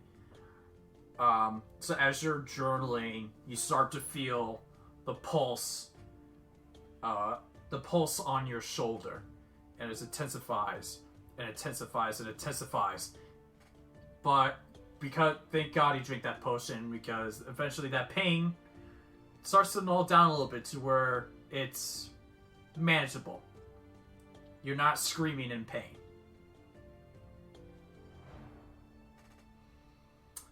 Yay! No pain. Alright. And that is how we're going to end tonight's session.